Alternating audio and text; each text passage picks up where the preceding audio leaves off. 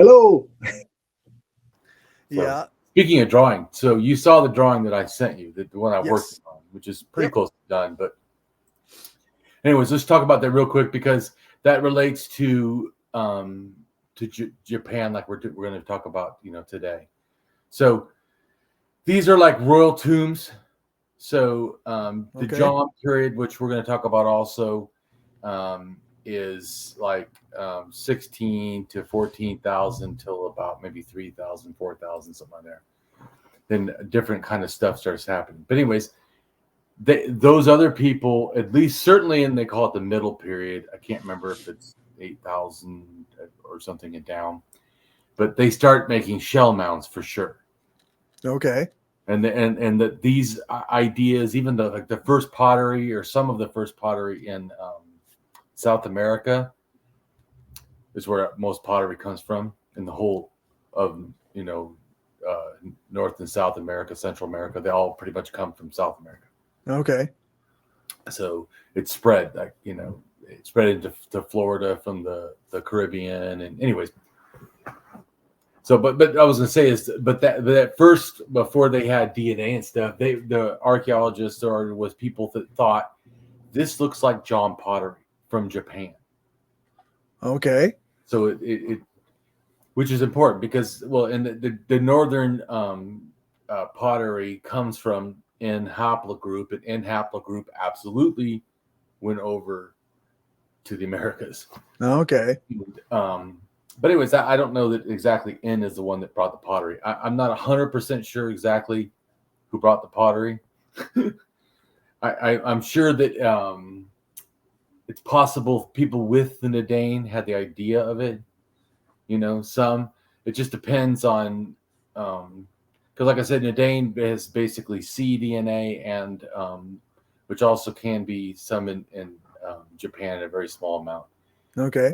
And qDNA, which also not really in Japan, but anyways, but that's why I told you before, like it's not always one culture. So, but there is like the Anu, which we talked about, I think before, and they have DNA that relates to the Jom people of the most. In other words, like what people think of most of the people of Japan as being indigenous.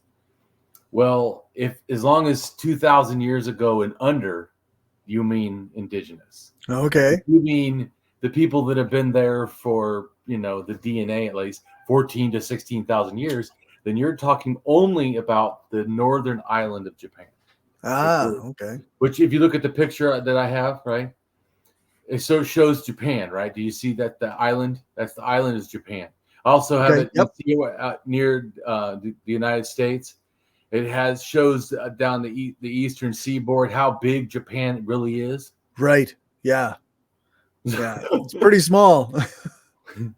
Well, but you see, it goes from practically Maine all the way to Louisiana. I suppose. Yeah. Like, yeah. Right. Yeah. Which is pretty big. It's not bad. It's like, but my point is, I'm just to give you an idea of what Japan looks like. So the biggest island up until it looks like a head or some kind of a thing up there. That island is the only place, in a sense, there's the thousands of years indigenous people. Oh, okay. So everyone else is less than. Right. Just think about this: the Canaanites, right, in Israel and Palestine and Lebanon, probably Jordan and maybe a little bit of Syria. Anyways, right. Maybe even down to Sinai, I'm not totally sure. But anyways, those people came there 4,000 to 4,500 years ago or under, or 3,000, somewhere in that time, came from the Cossack Mountains. Okay. Which is eastern Turkey. And anyways, so I was saying, so how you see indigenous people is all I'm talking about. Yeah, yeah. I mean, I'm just, because actually there was people that had been there before that. Right. In that area. And so anyways, so it also goes back to, like, people think of people as being pure. Once again, even the Japanese, not pure. And the people that everyone thinks is the original Japanese, the indigenous people, actually are one of the last waves almost of people. Right. And they came in and basically conquered and killed everybody. So colonizers. Yeah, no kidding. Yeah. But anyways, but my point is not actually to try to, once again, just like Israel and Palestine, I don't get in arguments about should people be there, right? The Anu, definitely should be there. They're absolutely indigenous, 79% sometimes, where the other people are from 2 to maybe 20% of the older. Anyways, but like I told you, I don't really care. What I care is how you treat people. Yeah. Right? That's right. They treat the Anu, the indigenous, 79% indigenous, people of Japan from 14 to 16,000 years at least. They treat them like crap, like there's always been indigenous people. Yep. That sounds about like the normal story. Right? So you're like, oh yeah, yeah. Yeah. So, and the Anu, of course, would like to have their land back, both from Russia and from Japan, which a lot of people don't know when they talk about rights fights, for indigenous people. They don't think that the Anu of Japan, people are like, oh, well, they don't have a right. They're the one of the tribes. They literally have more DNA of the actual indigenous going back to the, Paleolithic, before the Neolithic. I don't see how they need to go anywhere or don't somehow have some rights, Yeah. They for sure have some claim on that territory as they literally do. Yeah. Anyways, but once again, like as an anarchist, also my fight for people to have rights is because they're being oppressed. Yeah. And they're being dispossessed. In other words, they're losing rights. Do they have the same rights as the other Japanese? No. Well, then that's fucked up. Yeah, then that's fucked up. You don't even have to know anything about the history of them even being indigenous, going back to right? It really is about my bit, so I do care that it's not that everyone has to be indigenous. Right. But it's sure as fuck that people should be treated correctly. And I go back to, if they're indigenous, then they certainly have a right to be on the land. Yeah, that's right. Right? So anyways, I just... They have a right to not be displaced based on some other notions.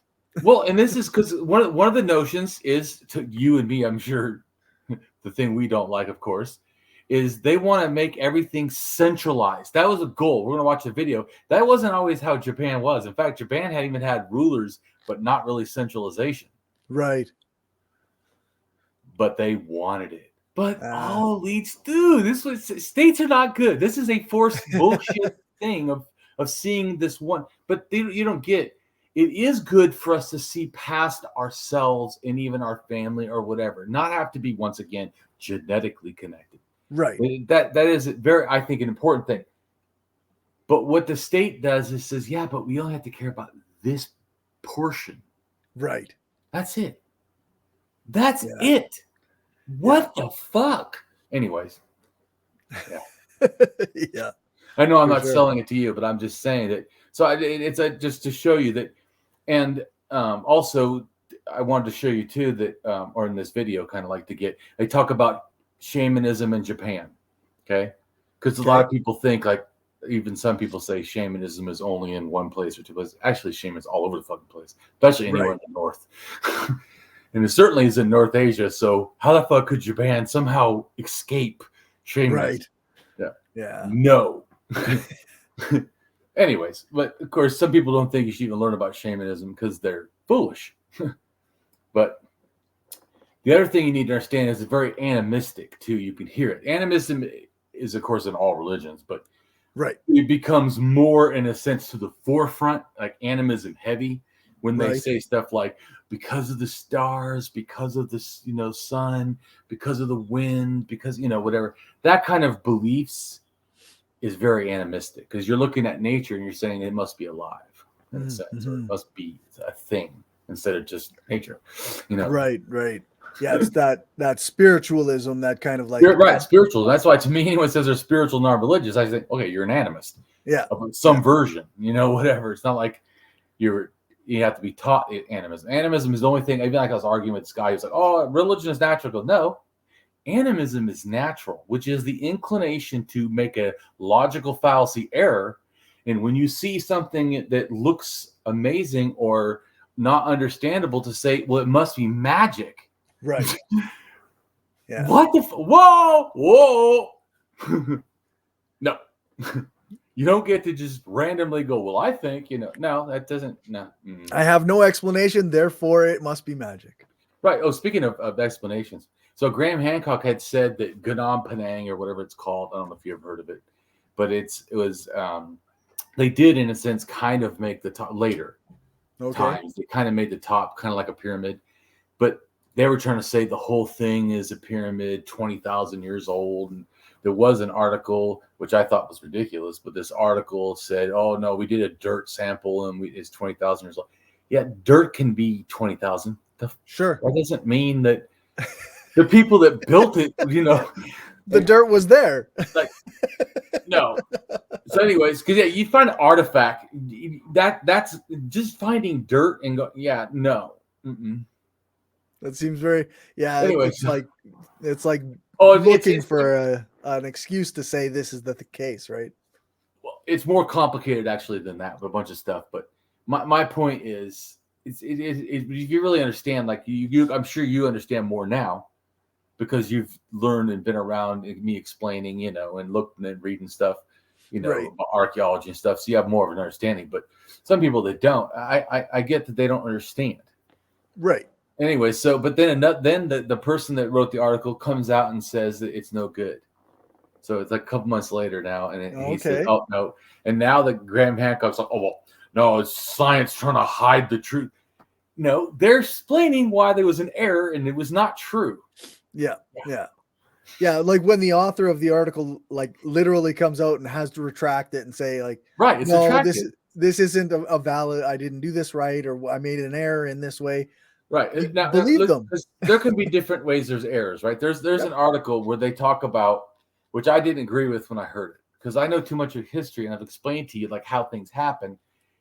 So how they tried to explain it was them just throwing, darts in the dark. But their data was kind of good. So their claim was that after 1 million people, then people invented gods to control, like, and dominate, which are what I would call moralistic gods. Okay. Which they come but 4,000 to 5,000 years ago. And well, yes, the more people happened, but that's not why it happened. Right.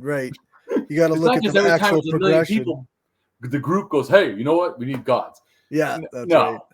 No, that's an absolute you zero. Can't.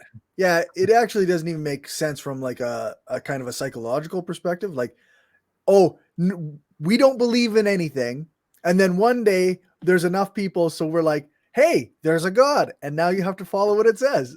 Right. Yeah. See what I'm saying? Nonsense. That absolutely. They need to read my stuff. That absolutely is not even close. You're like shooting in the dark, Right. Anyways, but their data explained what they did know. Yeah. And what they do know is like Italy gets everything almost at one time. Okay. But then you see like Turkey, they get religion order at like 8,000, 9,000, but they don't get gods until about 6,000.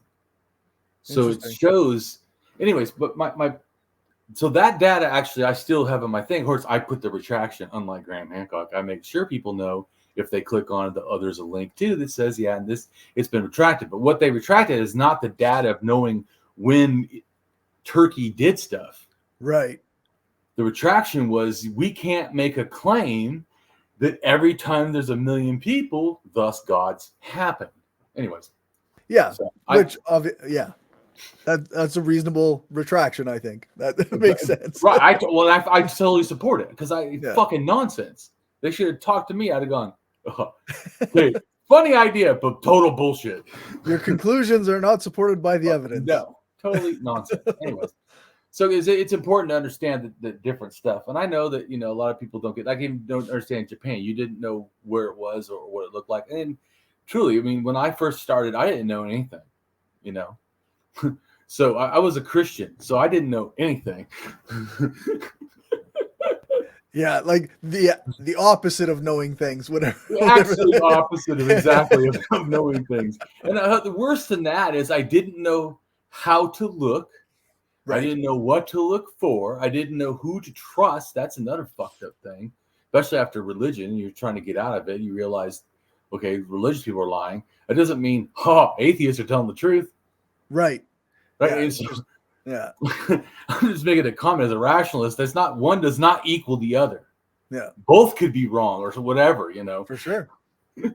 So I'm just saying that I was immediately thought there was no God. So, I mean, I was done 100%. Right. I went from 100% belief. And then when I really thought about it in class, because when I learned in my class about the Bible, they explained the whole idea of Satan, Lucifer, and the devil like being different beings. And I was done. Because once you just remove the Lucifer, like the name, actually is about the king of Babylon, has nothing to do with Satan. Zero. Right. Yeah. Completely zero. And so I told that even to my mom. I think I told you before. And when I told she's like, well, I'm still going to believe it. And I thought, see, that's not going to be me. I just told you facts. And you're like, yeah, I'm not going to believe facts. Yeah. Like, okay, well, I certainly am. So actually, that made me more of a hard atheist really quick. Right. Yeah. Because I was honest searching. And I was like, hey, but did you know this? I wasn't even trying to be mad at my mom or anything. I was questioning, did you know this? Right. Because once I learned it, I fucking became an atheist. But I'm just wondering, did you know that this was a thing? No. And I'm like, hey, look, she's like, first she told me it wasn't true. And I said, it's in your Bible concordance. It explains it's wrong. Yeah. And she's like, oh, no. She looks it up. And I said, let's read it together. And then she's like, it says that, but I still believe that Lucifer is. And I'm like, see, anyway, so that's what's crazy about people like that, like say Graham Hancock. They're literally, the science comes out and says that never was. No one ever, most archaeologists never believed that was to begin with. Right. But, right. So they hated that article. But once the article retracts, well, good, because science is doing something good called correcting itself. That's right. That's its whole job. That's why I trust science. I tell people all the time, they go, science makes mistakes. I'm like, yeah, but science admits them. Sometimes a long time. Too fucking long. But they admit it and then change. That's a good thing. Yeah, so that's right. Anyways, so that's the same thing that well, I feel like the problem is people want to make value judgments, of course, without getting information. So they're actually just making opinions about nothing they know about. So that's why it's important to know. So that's what we're going to do. We're going to watch 2 videos. Okay. And the first one, they're both, people should watch, of course, the video. I'll put them in the links, but if you want. But we're going to explain different stuff in a sense. Like one's talking about medieval Japan and stuff. Very interesting, like how shoguns came about and how the first emperor and all that. Not what we care about. So. Okay. So the one, the ancient and medieval. Correct. Of Japan had been occupied for thousands of years after early human migrations, while the sea levels were low enough to walk over. Over time, by the late prehistoric period, a culture called the Jomon emerged. This name comes from the cord-marked patterns on their pottery. Their main survival strategies were hunting, gathering, and fishing. They might also have developed small-scale agriculture. The Jomon period lasted from around 14,000 BCE to around 300 BCE, the last period being called the Final Jomon. It was around this point that migrants from the Korean peninsula began arriving in Japan. These new arrivals introduced wet rice crops to Japan and the Jomon, although some historians claim the Jomon had already had the knowledge. This mix of people and knowledge led to a new period, called the Yayoi period, starting in 300 BCE. The Yayoi primarily lived on Kyushu at first. Pause for a second. Do you see, this is the difference. The Jomon is the original or the indigenous. Oh, yeah. And then the other people are related to Koreans in a sense, like a clan of Koreans, which now everyone just knows that clan of Koreans as Japan. Although the ones in the north that have 79% of the other people. Anyways, it's just showing you. But once again, it's not like white people came and take over. They both are pretty light skinned. Right. Yeah, for sure. I'm just going back to our love of debunking racist bullshit. that white people took over the fucking world from the dark people. It's like, right. Yeah, for sure. Fuck you. It's just nonsense out of racist ideas. Yeah. Slowly migrated northwards onto Honshu, mixing with, or driving out the Jomon, and those indigenous Japanese who would be known as the Ainu, who still live on the northern island of Hokkaido in the present day. Sources claim that by the turn of the century, the Yayoi were led off their island in the south by a divine warrior, Jimmu, who would become the first Japanese emperor.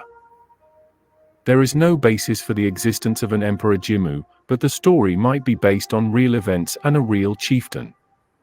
Having settled on the Yamato plain, Japan slowly shifted from a hunter-gatherer society to an agrarian and militarized one.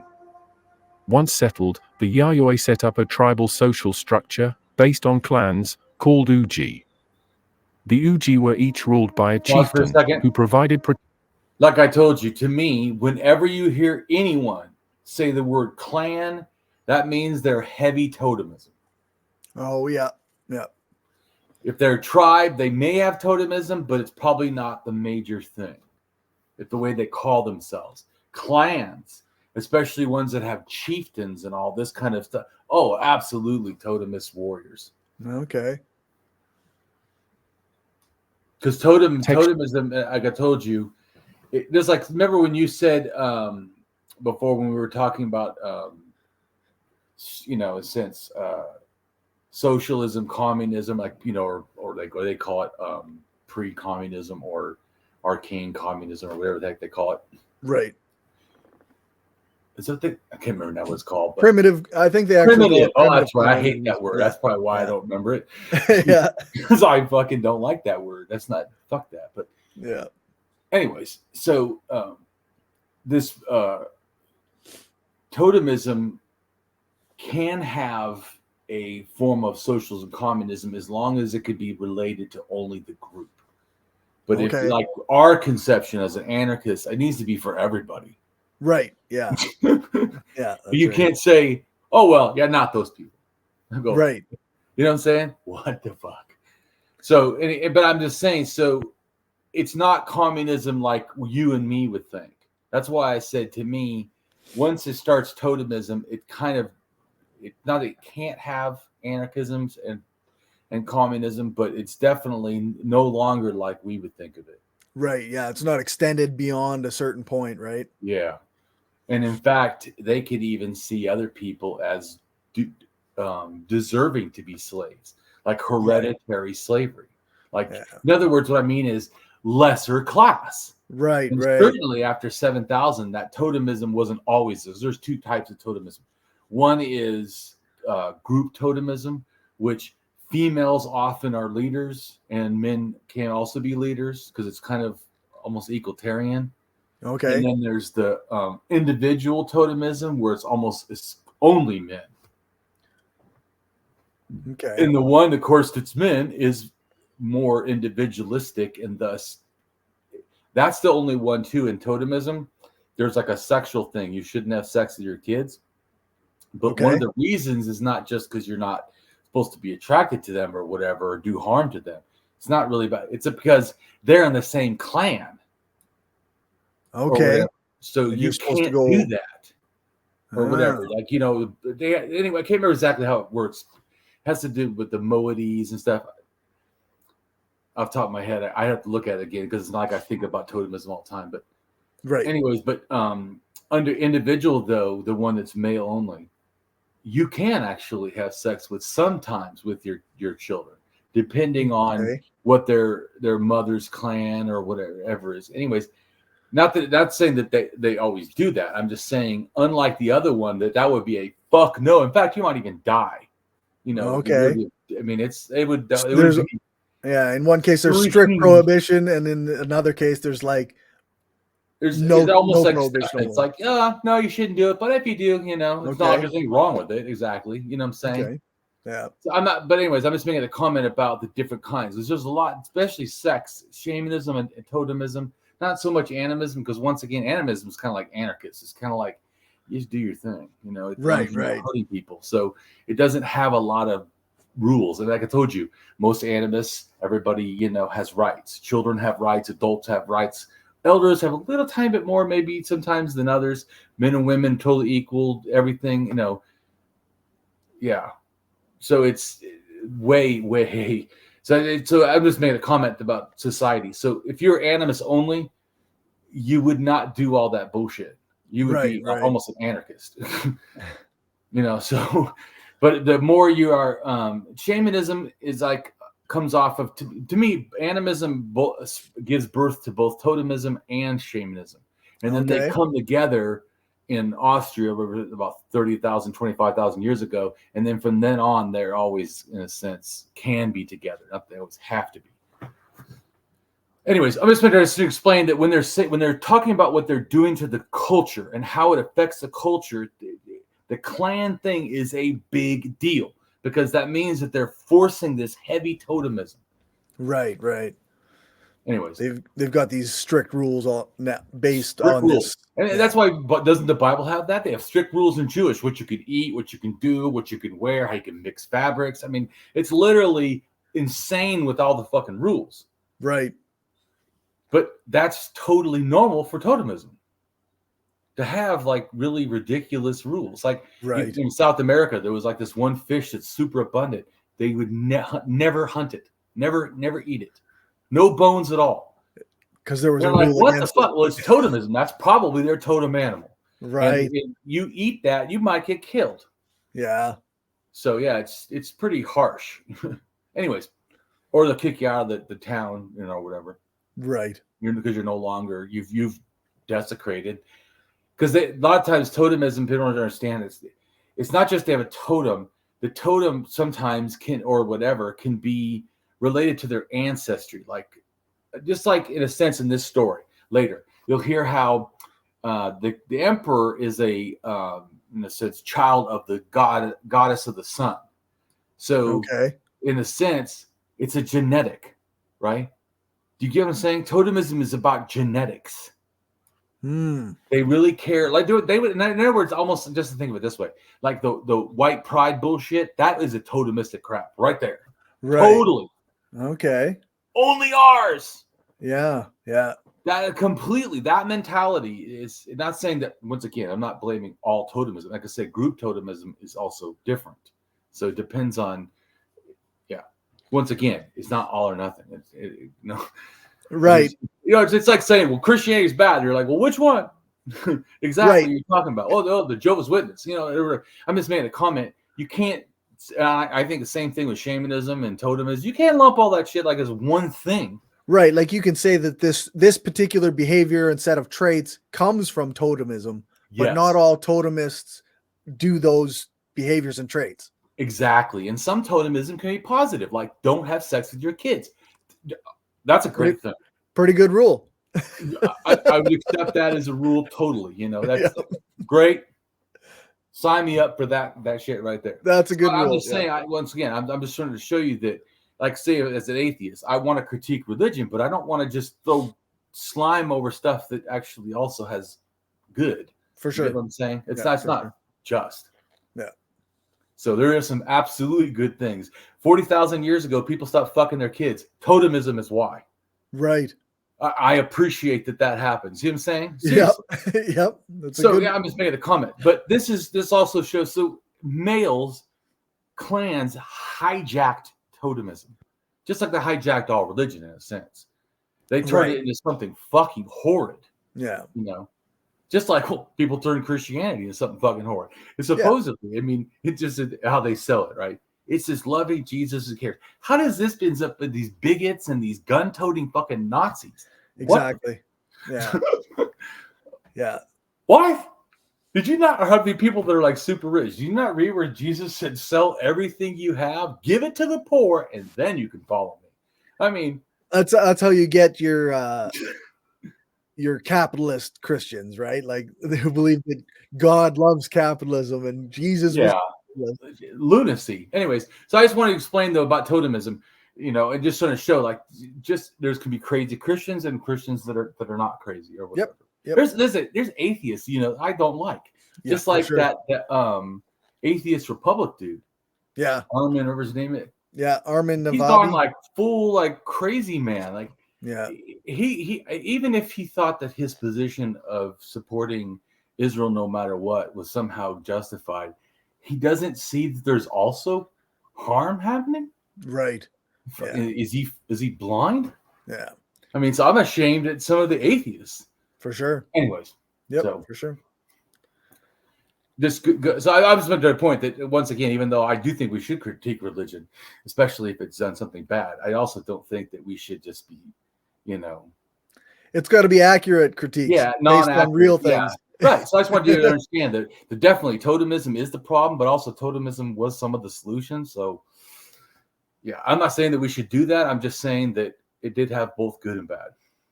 And it got worse. Everything started out better. Right.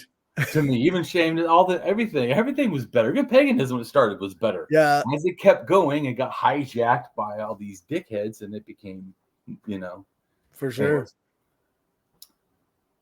All right.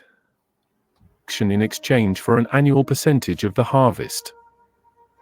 There was a small aristocratic class, but the majority of the population were rice farmers or small-scale artisans. At this point, Japan was still very decentralized, but those of the Yamato plain had chosen chieftains who claimed to be descended from the sun goddess. Still, there was nothing like the centralized government seen in other ancient societies like China or Egypt. By the late Yayoi period, Chinese sources tell of massive civil wars in Japan, which they called the Land of War. A precursor to the Yamato state could have been ruled by a mysterious magical queen. Well, at least according to Chinese sources. Records from the 200s tell of a kingdom called Yamatai-koku, ruled by a Queen Himiko. It was said that she used her knowledge of spirit magic to seize the throne. She is not mentioned in any contemporaneous... She's considered a shaman by some, just so you know, or doing shamanism. Okay. But like I told you too, sometimes, do you think about it, a shaman is someone who does it more for the people. When you work for the state, you're considered a sorcerer in a sense. Oh, interesting. I didn't realize there was that kind of distinction. In some cultures there are, or at least I've heard that. So, but Okay. I think it's actually a good way to explain it, because that's why shamanism can be very varied, and also why a lot of times the state has a real dislike for shamans because they do their own fucking thing. Yeah, yeah. They can't control them. They don't have like a dogma or or whatever to force on them. So they don't like them, or they try to force them, or like in China, you just say, oh well, only the state ones are good. Right. Yeah. Japanese sources though, and remains semi-mythical. The rise of the Japanese state began with the Yamato period, beginning around 300, consisting of the Kofun and Asuka periods. The Kofun is the earliest recorded period of Japanese history. The Yamato were just one of a number of Yayoi clans in Japan. The Kofu, remember at the beginning, the Kofu? I showed you Kofu. Those mounds with the water around them. Right. Like a Mound of Creation, kind of like the Earth Diver myths. And Japan has one also, a Earth Diver myth in a sense. But you also notice the Anyu are not just in the North Island. They're half of, or they were, in a sense, almost half of the big island of Japan, which is Honshu. Right. So eventually, they're now only in some parts, and they don't even own, but they have like some parts of the North Island, because they don't have the same exact rights as the other people. Wow. Began dominating these other chieftains, and expanded to hold sway over most of the archipelago. The name of this period, Kofun, comes from the Japanese term for the megalithic tombs that were built. Many of these had distinctive keyhole-shaped mounds. The largest of these is the Daisen-ryo Kofun, thought to have been built for Emperor Nin-toku, the 16th emperor of Japan. It is part of the Mozu tombs, in the Osaka prefecture. The later part of the Yamato period, the Asuka saw more influence from the mainland, specifically China. This included the influence of Buddhism. It was first introduced in 538 from the Korean kingdom of Baekje, marking the start of a classical era. The period's name comes from Asuka, the capital city at the time. The Yamato state was still decentralized, and powerful clans often vied for influence over the emperor. Two of these powerful clans were the Mononobe and Soga clans. The Mononobe were Shinto, a religion we will touch on later in this video, while the Soga were devout Buddhists. Once the emperor died in 587, conflict erupted between these two clans. Prince Shotoku of the Soga led the pro-Soga army at the Battle of Mount Shigi, defeating the rival clan. The prince attributed his victory to Bishamonten, the Buddhist deity of war, and went on to build Buddhist temples throughout Japan. Pause for a second. After the battle, How many people know that there's a Buddhist deity of war? Yeah, I don't think that's something that people really know. That's why I laugh when the American atheists were telling me that they're good at Buddhism because it doesn't involve gods, and I'm like, yeah, it does. What are you talking about? Well, Buddhism got enlightenment. He got enlightenment. Did you know how that happened? He sat under a tree, and a woman, not his wife, a supposed demon goddess that's found in, of course, the same name as the goddess in Hinduism, tempted him with sexual pleasure that he said no, and thus he became enlightened. Yeah. See, so what does that enlightened word even mean, in a sense? Right, eh? And then, of course, we know that story is bullshit, but, you know, maybe he didn't want sex with her, but he also said the male body is a thing of perfection, and women were lesser vessels and couldn't even ascend, you know, or be you know, part of the monks or whatever. It's only, I think, either after he died or like a certain period, then finally they started having nuns. But they had to be separated and were seen as less than and stuff. Even today, there's some branches of Buddhism that do not think women can be either a Buddha or enlightened, or they have to come rebirth as a man, and then they can be, you know, reach enlightenment. Fucking bullshit. You know what I'm saying? More sexist horseshit. You know, it brought to you by the fucked up minds of religion. Anyway, so I'm just making a comment that a lot of times people say things they don't know. For sure. Yeah. Yeah. We've only got a little bit left of this video, so. Yeah. The Soga clan became the influential force behind the next few emperors. Prince Shotoku became regent, serving under Empress Suiko, and in the 600s attempted to centralize the government, based on a model like that of China. Perhaps a unified Japan was finally a possibility. He established the 12-rank and cap system in government, in which officials wore silk caps with a colored feather denoting their rank, and the 17-article constitution, which, unlike modern constitutions, was targeted towards keeping court and government officials in line with Buddhist and Confucian morals and values. Prince Shotoku's main objective was to keep the government and nobility in check, while allowing the state to become more centralized through the emperor. Because that once I said, remember I told you that's the goal. The goal is the centralization. That's why, to me, they're also most countries, especially. Okay, let's put it this way: I believe every country that gets power will become an imperialistic power, right? In a sense. So it's the only reason that they don't is they don't have the power to do so. Right. Yeah. Not for lack of desire of evil humans. You know, they just don't have the ability. Sickeningly want fucking power. And we worship that. We think states are great, and this is a thing we should keep fucking doing. And there's been nothing but fucking nonstop war in the world. Yeah. This is actually bullshit way to do anything. Oh, the tribalism. That's got to be, right? Because they're talking about the wars they had. So that's got to be the way to do it. Let's just call it states. Right. Yeah. Yeah. Pretty absurd. And then a lot of times we even have a state animal, right? So our state totem. Yep. Like the eagle or whatever for the United States. I'm just making a comment. Yeah. So like I told you, I think that we need to get out of that and get to a global thing or a humanity thing and just say that it doesn't matter where the fuck someone is. Really, I mean, should your humanity really be lessened because of the plot of dirt someone's born on? Right. What the fuck? I mean, does that sound like an ethical person? Yeah, no, that doesn't make sense. No. Anyways, let's next little video. It's only a couple minutes. And then we'll read. But I just think it helps because not the people even know about Japan. So, just who are the Japanese?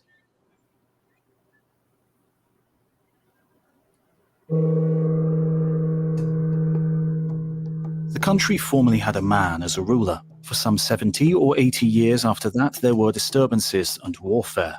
Thereupon, the people agreed upon a woman for their ruler. Her name was Himiko. She occupied herself with magic and sorcery, bewitching the people. Though mature in age, she remained unmarried. She had a younger brother who assisted her in running the country. After she became the ruler, there were few who saw her. She had 1,000 women as attendants, but only one man. She resided in a palace surrounded by towers and stockades, with armed guards in a constant state of vigilance. When Himiko passed away, a great mound was raised, more than 100 paces in diameter. Over 100 male and female attendants followed her to the grave. Pause for a second. Did you hear that? 200 people were killed because she died. Right. Isn't that fucked up? Yeah. Fuck. I'm just saying that things we don't know. It's like, the past is pretty fucking horrid. Yeah, it's funny the way that they like it's written there. Over 100 male and female attendants followed her to the grave, as though they passively went with her, just even if if they did it passively. How disgusting that we would waste life like that. Wow, how fucking selfish and horrid.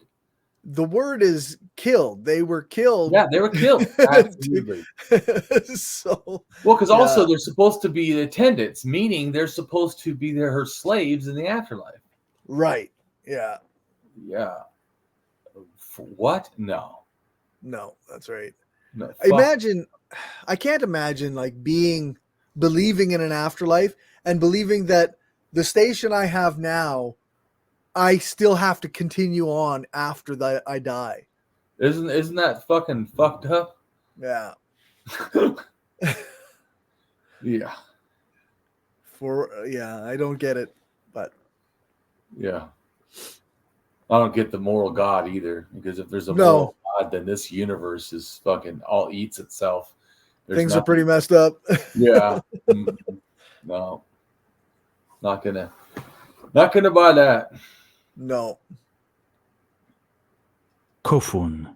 162,000 of these burial mounds have been identified across Japan. They vary in shape and size, but the classic Kofun is shaped like a keyhole or bell. The longest is over 400 meters. The burial chambers are of stone.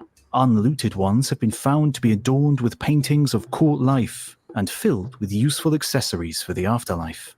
The prehistoric, semi-legendary age recorded in the Chinese classic Sanguo Ji, record of the Three Kingdoms, not only told of the enthronement of Queen Himiko, her spinning of spells to pacify the realm, and an influx of people from lands over the seas, it also saw the dawn of these massive, megalithic engineering projects.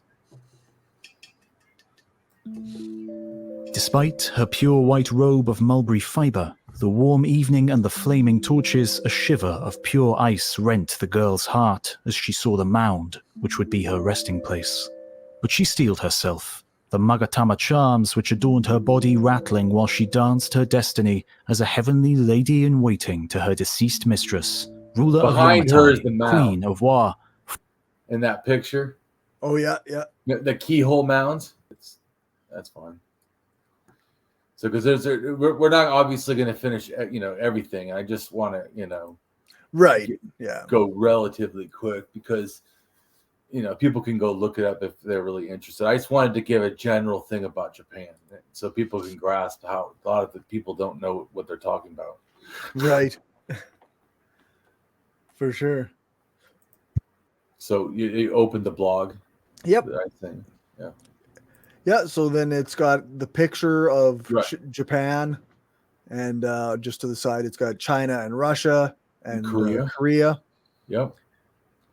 And then that one in kind of the gold color, it shows where you see it's populations. That Okay. gold means how much was populated. The green part means there's no one there. Ah, okay. Just so you can see which was populated first. See, so it's just showing you where the people were at.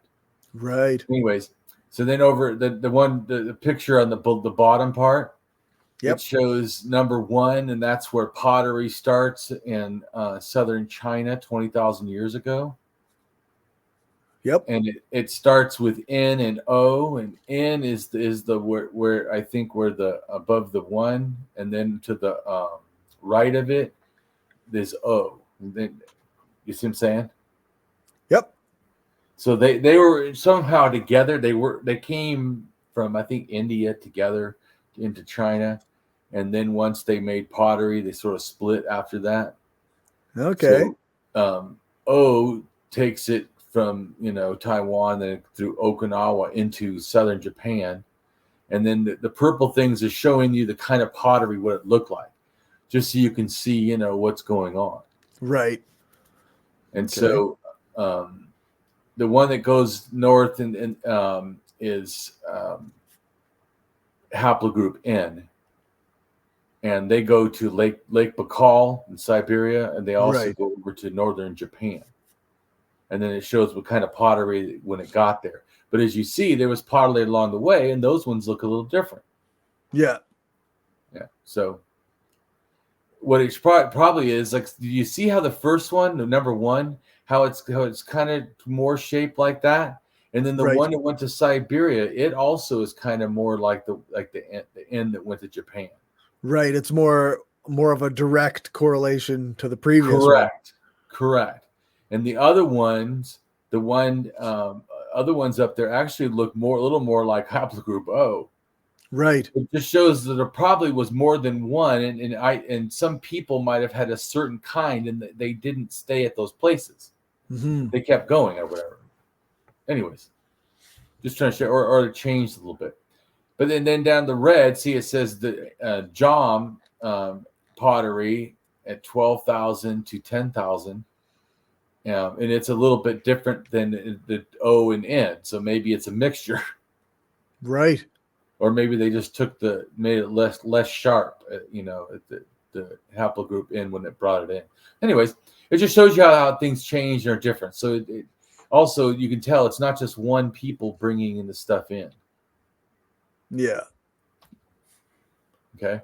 So go ahead and start reading where it says the Japanese Paleolithic. Sure. The Japanese Paleolithic period is the period of human inhabitation in Japan, predating the development of pottery, generally before 10,000 BCE.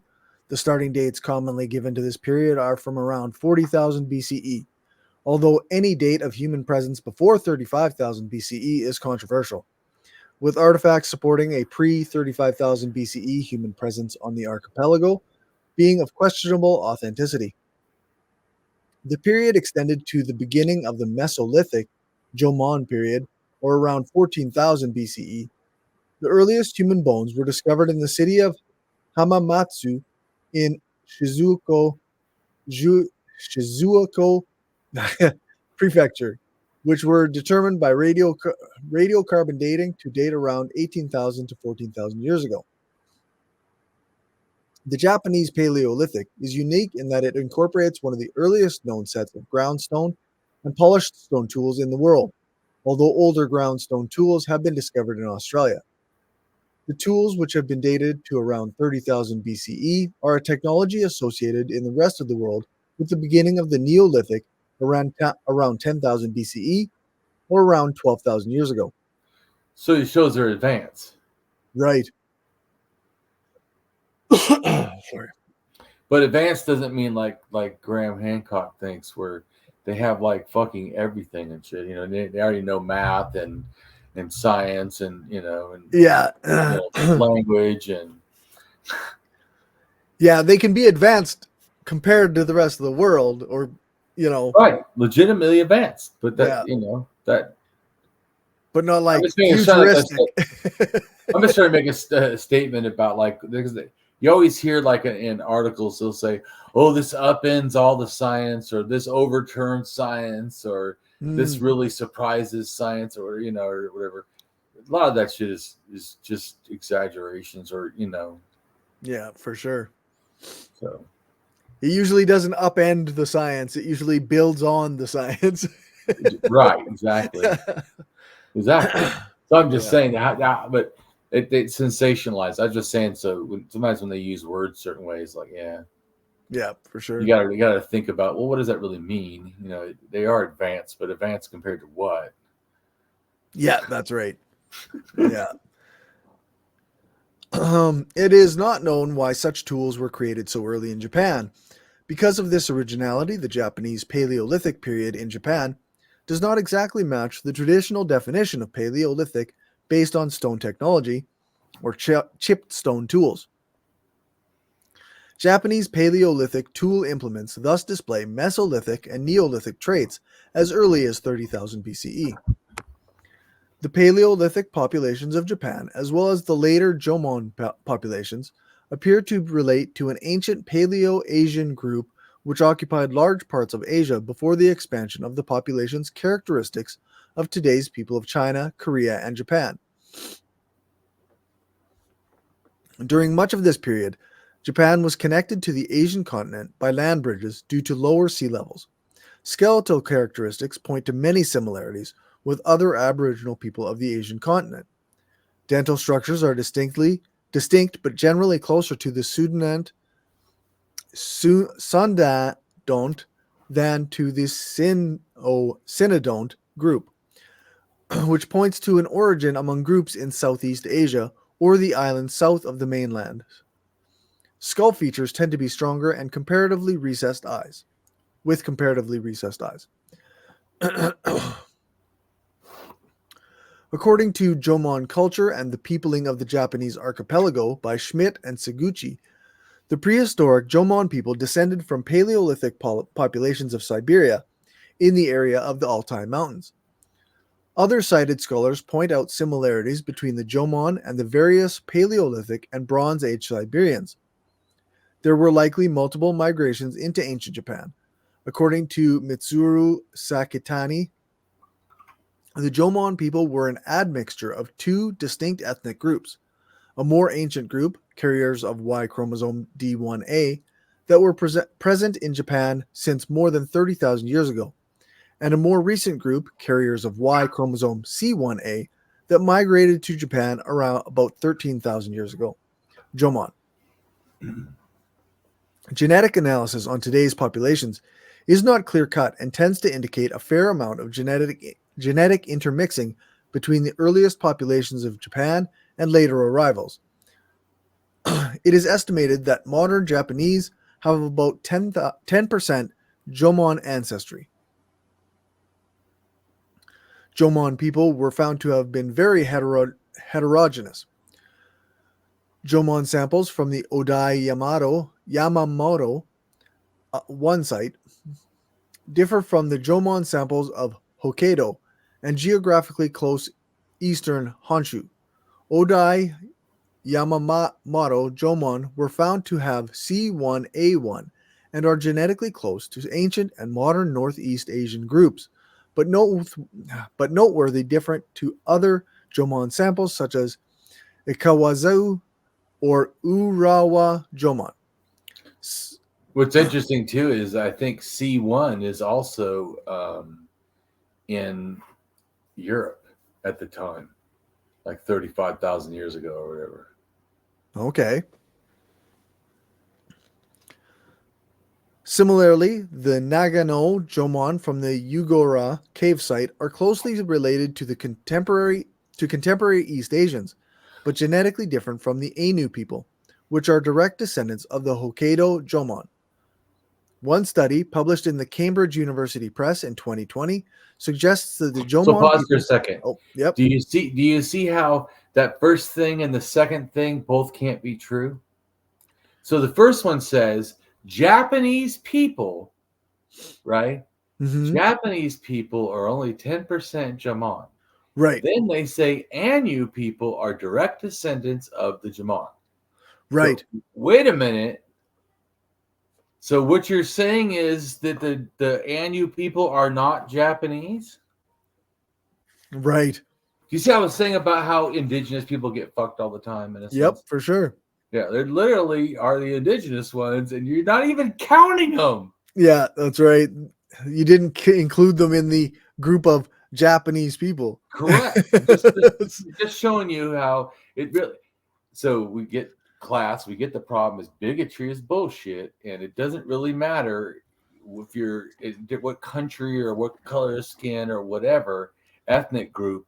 It's still bullshit, and it still happens because bigotry is fucked up. Yep.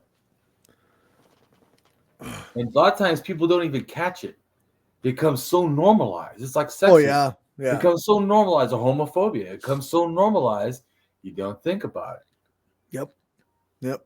Or transphobia, or intersex phobia, or whatever, bisexual phobia. There's all kinds of fucking phobias. Yeah, it's like the way that people use, like, they'll use certain words to mean like to insult people, and like then you'll say, hey man, that's misogynistic, and they're like, what do you mean? Right. You literally just used the word pussy to mean somebody weak, like, Right. Exactly. So yeah. Or someone says balls to reference that someone is, you're not a man, or you're not strong, or that person needs to have balls. Right. Only men have balls, right? So to you, so only men are supposed to have rights. I mean, what are strong? Like what? Yeah, that's right. Yeah. I never say that. I find that to be fucked up. Yeah. Yeah, that's right. It is fucked up. Yeah. Who cares if I have balls or don't have balls? Well, some intersex people are, like we watched that thing, don't have balls. Well, and some men have had to have their testicles removed through surgery for, so like that man now is not a man because right. It's fucking. But it's nonsense. It's nonsense because someone can have balls and still be a woman. So what the fuck? Yeah. Or intersex or whatever. Yeah, that's right. Yeah. Fuck your bullshit. Yeah, that's right. Yeah. Anyways, but going back to I'm just saying. So just showing in here. Here's an unintentional maybe bias against right. Almost certainly, right? Like it's just stating what it considers the facts, but it accidentally leaves these people out of this group that should encompass the whole region. But aren't you glad I already told you about that to make it aware that when you hear it coming and you're like, oh yeah. No, it works. It's good.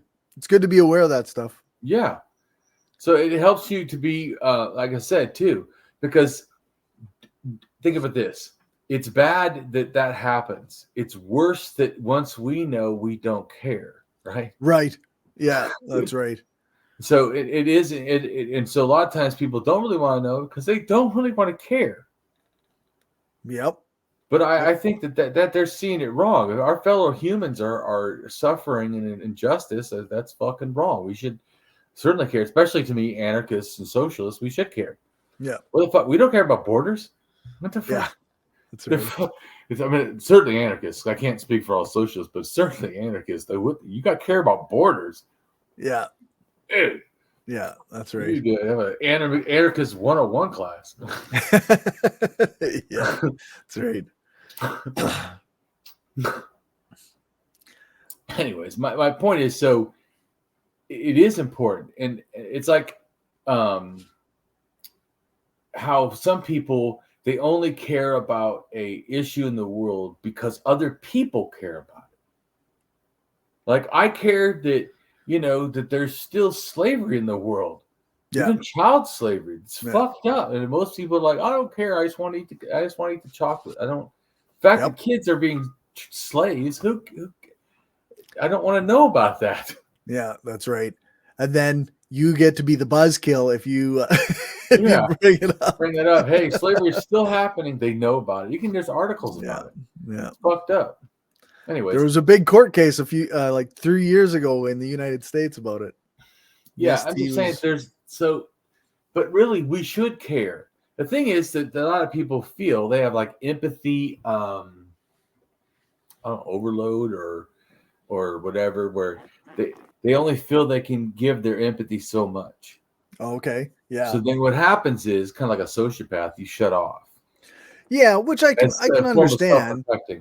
Like, because a person is only capable of doing and thinking about so much, but I think that the issue is what a person, to me, of course, I'm a sociopath, so I'm not saying I exactly understand how people care, but I'm smart. I do understand other people, so psychologically. So to me, when you're overloaded with empathy, you don't want to feel bad, right? Because I mean, if we just, in a sense, denial is going to be the first of anything. Yeah. Just deny it's going on, Yeah. But if you can't deny it, then you have to frame it in a way that allows you to be okay. Right. Like a state. Well, that's another country. Yeah. What can I do? Yeah. I only could do things about here. But there's kids starving here. Like, I can't do anything about that either. Well, yeah, that's why we have this thing or homeless shelters or food banks. So it's actually bullshit, really. Yeah, right? It is. Yeah, it is. They say they can't care about them, but they actually don't care about people here either. Yeah, that's right. Yeah. So, and in fact, too often people will also be like, okay, but we have to like worry about the economy instead, right? Because we can't take care of everybody. So right. They never once again, capitalism never had that desire. Never ever tried. Because see, I would say, yes, we should take care of everybody. What do you mean that's not the goal? Yes, that should be the fucking goal. Yeah. What, are you fucking kidding me? That absolutely should be the goal. This is what I think is crazy. They'll say my anarchist stuff, is some fantasy land. It's like saying human rights don't matter. I'm saying they all do. And you keep saying no, only some do. Yeah. That's never, to me, you're never going to win that argument. Yeah. It'll always be that everyone's rights matter. Yeah. Yep. It's, it's just tough because everybody's so entrenched in the way of the existing system. So then they make excuses for it and they believe the talking points and the propaganda that they've been telling their whole lives. But I told you before, I'm a mutuals. I can grasp realizing it's fucked and then saying, let's just try incrementally to keep always making it better. I'm for that. Sure. What I don't accept at all is that that's okay. Like that's the solution. That's not a solution. Or well, this is just the way things are, so nothing can be done. I disagree with that. Well, that was my point was trying to make is, but the desire should be for human rights, right? Oh yeah. Even if you can't attain it, should not the desire be peace? Like no war? Shouldn't that be? Not saying that we can achieve it, but I'm saying, shouldn't that be the desire? How, I'm saying that in an ethical system, because of course, ethical ones, they absolutely desired the opposite, was centralizing, right? Yeah. But say they were hoping to finally centralize Japan. Right. Could the long lost wish finally happen? Yeah, unfortunately, it finally did. Yeah. Fuck. Yeah. So I'm just saying that, it's not just to me that they go, well, I'm stuck in the system. Yeah, but you don't even talk about trying to get out. That's a problem for me. Yeah. A lot of people don't even think about it. Like they don't even question it. So but I also feel bad for people that are the workers that are ignorant and just trying to get by. I understand. Of course.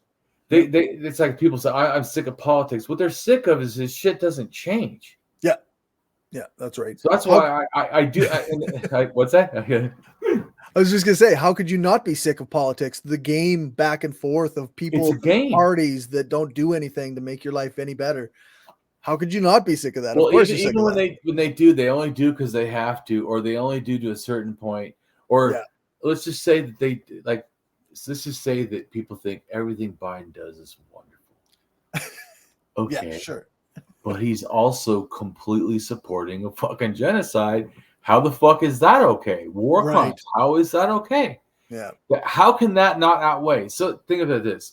If I tell you someone is a great person, but they murdered someone, do you now just continually say they're a great person? Or do you bring up that, yeah, well, they're a murderer?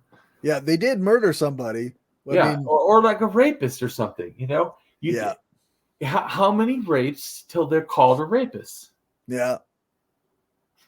One. Yeah. You get my point? Yeah. It doesn't have to be like this whole corpus of bullshit. So that's all I'm trying to say. People that are deluded, even if you think everything is great, which absolutely that's the joke, Right. still this one thing makes you a fucking part to murder. Yeah, that's right. Yeah, okay, well then what the fuck? And like that's the thing too. It's not even like there was a murder done. Like using the murder example. It's not like you participated in a murder when you were young and you served your time and you learned from it. It's like Right. you're an active participant enjoying the murdering right now. Exactly. Well, right, exactly. And that goes back to what I'm saying. Even if someone says, well, I have to do this or I'm limited to this. Okay, but what I don't accept is you don't say, but this is not okay and we need to do better. Yeah, exactly. That should always be the next thing, not just, well, people should stop complaining, because Biden's doing good for the country. Yeah, no, People sorry. need to not complain if there's not has issues that they need to have that are not solved. Yeah. Yeah. If he's still participating in a genocide, then he's still participating in a genocide. That's it. Well, you get what I'm saying though, is that Yep. even like this stuff, the killing the 100 people, don't we judge them? Shouldn't we judge them? Yes. If someone else is letting someone kill 100 people, isn't that bad? Shouldn't we judge them? Yep. So because value theory, like I told you, you turn the light on. You don't get to pick where the beam aims. Right. Yeah. Except for you move it, but I mean, it shines where it shines. You can't pick one thing out of the light beam and go, yeah, not that one. Yeah, I'm exactly. going to protect that. No, you should. To me, if you're an actual ethical person, an ethical person would want to know what is ethical, Right. and want to behave in ways that are ethical. Does that mean that even me, I try to do that? Does that mean I do things perfect? No, of course not. But it means that is the goal. Going back to that, even if you feel you have to vote in the system and have to be this or that, that should not be the goal. Yeah, you should still be able to acknowledge that things are wrong and those things need to change. Exactly. Going back to the cult kind of thing. If you're in a political cult, if you can't question and don't question that which should be questioned. Yeah. Yep. Yeah. Anyways, let's go on. But sure. Yeah, I agree. Okay.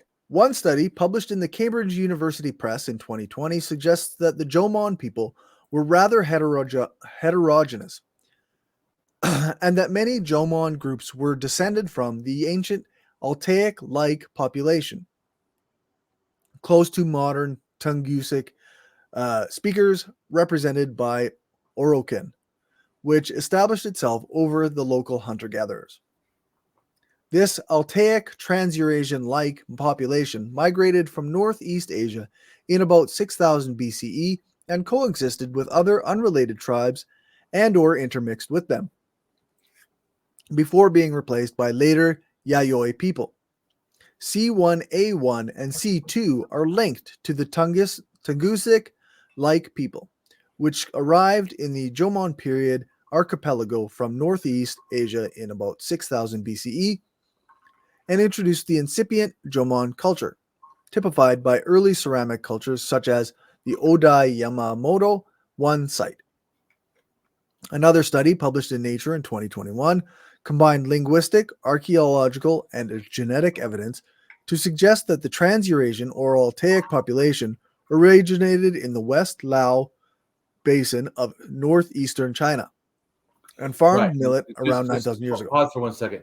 And that's where the Hongsang culture or Hongshan culture that has the pig dragons that look like Lake Baikal,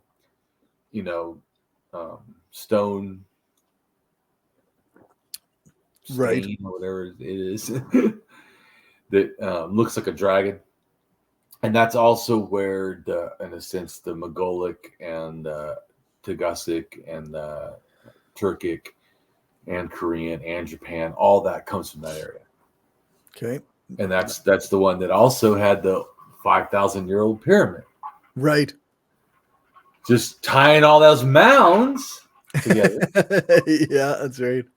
Funny, mound culture later makes more mounds. Yeah, it's kind of like they're all connected or something. Yeah, it's going to happen, eh? Yeah, it's going to happen. The study concluded that this population spread through Korea to Japan, bringing their agricultural practices and triggering a genetic shift from the Jomon to the Yayoi people, as well as a shift to the Japonic language.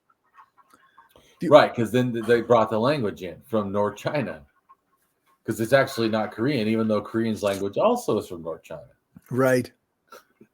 Because once again, Corey, people always say, oh, these things are not connected. I'm like, well, they literally are. Yeah. Yeah, these came from the same place. So yeah, they came from North China. And North China was dealing with people in Siberia. And guess what? Siberians also went to Japan. Right. Yeah. Well, I'm just saying this. Going back to like what I've showed you with artifacts. I've showed you with DNA, and I've showed you with language. And this is also explaining another factor of how people move around. A lot of stuff is just purity nonsense. Is nonsense. Yeah. Because they've already said there's at least 4 DNAs that are part of Japan, right? Because O is, N is, C is, and D is. Yeah. So it's just making a comment. Once again, I'm just saying, because the reason I also bring this up too about Japan specifically, because there's a video where I used to film myself at meetups, like at restaurants with other atheists and talk to them. So I have like 28 videos or something, or 25 videos. But eventually they told me to stop because people don't like to get recorded. Even though I would just told them I'd turn it on myself. And so you hear them say stuff, but you don't see nobody. So they're anonymous, sort of. One person one time wanted to be not anonymous, but still said dumb shit. I'm like, you became not anonymous to do that? Okay. Right. But anyways, so there was an anthropologist who, this one guy said something bigoted, I think. And the anthropologist, I guess, was also a bigot and agreed with him. And then I came in and said, wait a minute, in the video. It shows me doing it. Like, hey, wait a minute. Because the one guy goes, well, Japanese are just Japanese. That's just the way that they're genetically that way. That's just who that. In fact, you take them somewhere, they'll still be Japanese. I'm like, that's bullshit. Yeah. And what do you mean by who's Japanese? Oh, they're a pure race and they're not like Koreans and Chinese. I'm like, they literally are Koreans and Chinese. What are you talking about? Yeah. Or Siberians. They're Siberians also. Oh my gosh. You do not even know what you're talking about. Yeah, it's like, so people mix. And that's how modern people look. Like, we all mix, and that's how we become people evolve based on that mixing. It's like very strange. But also as an anarchist, we don't start with racism. No, that's right. So we're like, what are you guys? What are you talking about? Yeah, what's like this bullshit you're saying. Yeah, the people from that area and the people from that area, they got together, and some of them had kids, and then they moved over to that area and had kids with people from that area. Well, what are you talking about? This is all nonsense. Pure racism. But also, this goes to show that once again, like that's why I told you the Graham Hancock stuff. saying, "Oh, it's this," but you don't have no DNA. It's these people, but the DNA doesn't match what you're saying. If the ones you're trying to point to. So first off, you say you don't know. Then you say, "Well, maybe it's this," but that can't be it either, because we know with that once again, like all this, we know what happened. Right. We have a very good idea with the artifact. I'm trying to show you. Here's the pottery. Here's the DNA. Here's what actually happened. Yeah. Anyway, the stuff that we know. Right, but but look at how much we know. That people act like we don't know the past. They fucking know a lot. Yeah, that's right. So yeah, you need to read some archaeology books to understand, I guess, or something. The fact that there might be holes in various places does not mean that there is no picture at all. There's no information at all. But when you don't know, and then someone like Graham Hancock goes, "Oh, there's a mystery and all these ancient," you can bamboozle people. But if you take my things, I explain it all, and then there's nothing to be bamboozled, and they all have links and research stuff or Wikipedia. I'm not even saying controversial stuff in a sense. People don't know this stuff. Yeah. Go ahead. All right. The origins of the Japanese people is not entirely clear yet. It is common for the Japanese people to think that Japan is not part of Asia, since it is an island cut off from the continent. This tells a lot about how they see themselves in relation to their neighbors. But in spite of what the Japanese may think of themselves, they do not have extraterrestrial origins and are indeed related to several peoples in Asia. Mm-hmm. Is that not insane? You have to say that? Yeah, no shit, eh? Yeah. That's a direct quote. That wasn't. Is that right? That's a direct quote. No, because it really is bigotry. I know you don't personally know about it because you don't think about Japan or whatever, but or Asia that much. But believe me, black and white is not the only racism in the world. Yeah, no kidding, hey? Yeah. Yeah. Just like I told you, the people, the Han Chinese used to punish, in a sense, or mistreat people that weren't. Right. So, but once again, like I told you, I see that as like the thing of wanting to be in control. It's a clan. It wants to be the biggest, the strongest, and wants to have power. And once it's that power thing, it literally is always, the anarchist is always correct. It is the power that is always the problem. Yeah. Let's just say that the craziest person of people, like Hitler, or now at one side, say Netanyahu, another person would think Hamas, or Putin, or whoever, right? Doesn't matter. My point is, if you took all their power away, they can hate or do or want to kill as much as they want, but if they have zero power, then the threat is hella minimized. Yeah, that's right. It's giving people power that is absolutely fuck the world to me. Yeah, it's the power that's the problem for sure. Yeah. So that's why, to me, when people say they only don't care about taxes, and that's the only thing that's an issue with an anarchist, I'm like, no. You don't get it. You don't get it. Yeah. No. I just saw somebody like that on Twitter not that long ago that was like, they had a black flag in their profile, and they're like, fucking, they're talking as though they're an anarchist, but you can always see the red flags because they also have the word voluntarism in their profile. So then they're like, actually, that's a capitalist. Like that's well, I see those voluntarists as a hippie version of anarcho-capitalism. Anarcho-capitalism are a little more, to me, generally, with those, I've seen those people are the more like crazier and like Mad Max Beyond Thunderdome or something, right? Yeah, or corporatism or something. Yeah, where the other one is more like they're living in some fantasy land that capitalism is not harmful. Right. Yeah. Yeah. That's right. So I mean, it's one is like, fucking corporations or whatever, almost, or whatever, my guns. And the other one's like, I want to eat granola and fucking. I'm not saying exactly, but I'm just making a comment. And that everything will, because capitalism is wonderful. I mean, it's really just the government that's making capitalism bad. You're like, hold on now. Yeah, that's right. Yeah.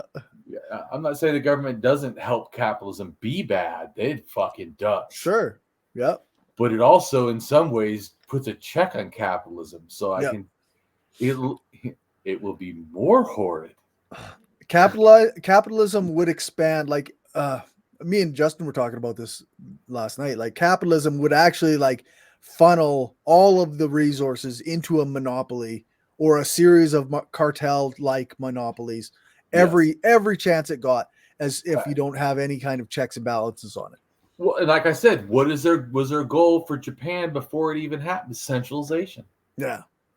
They monopoly, right?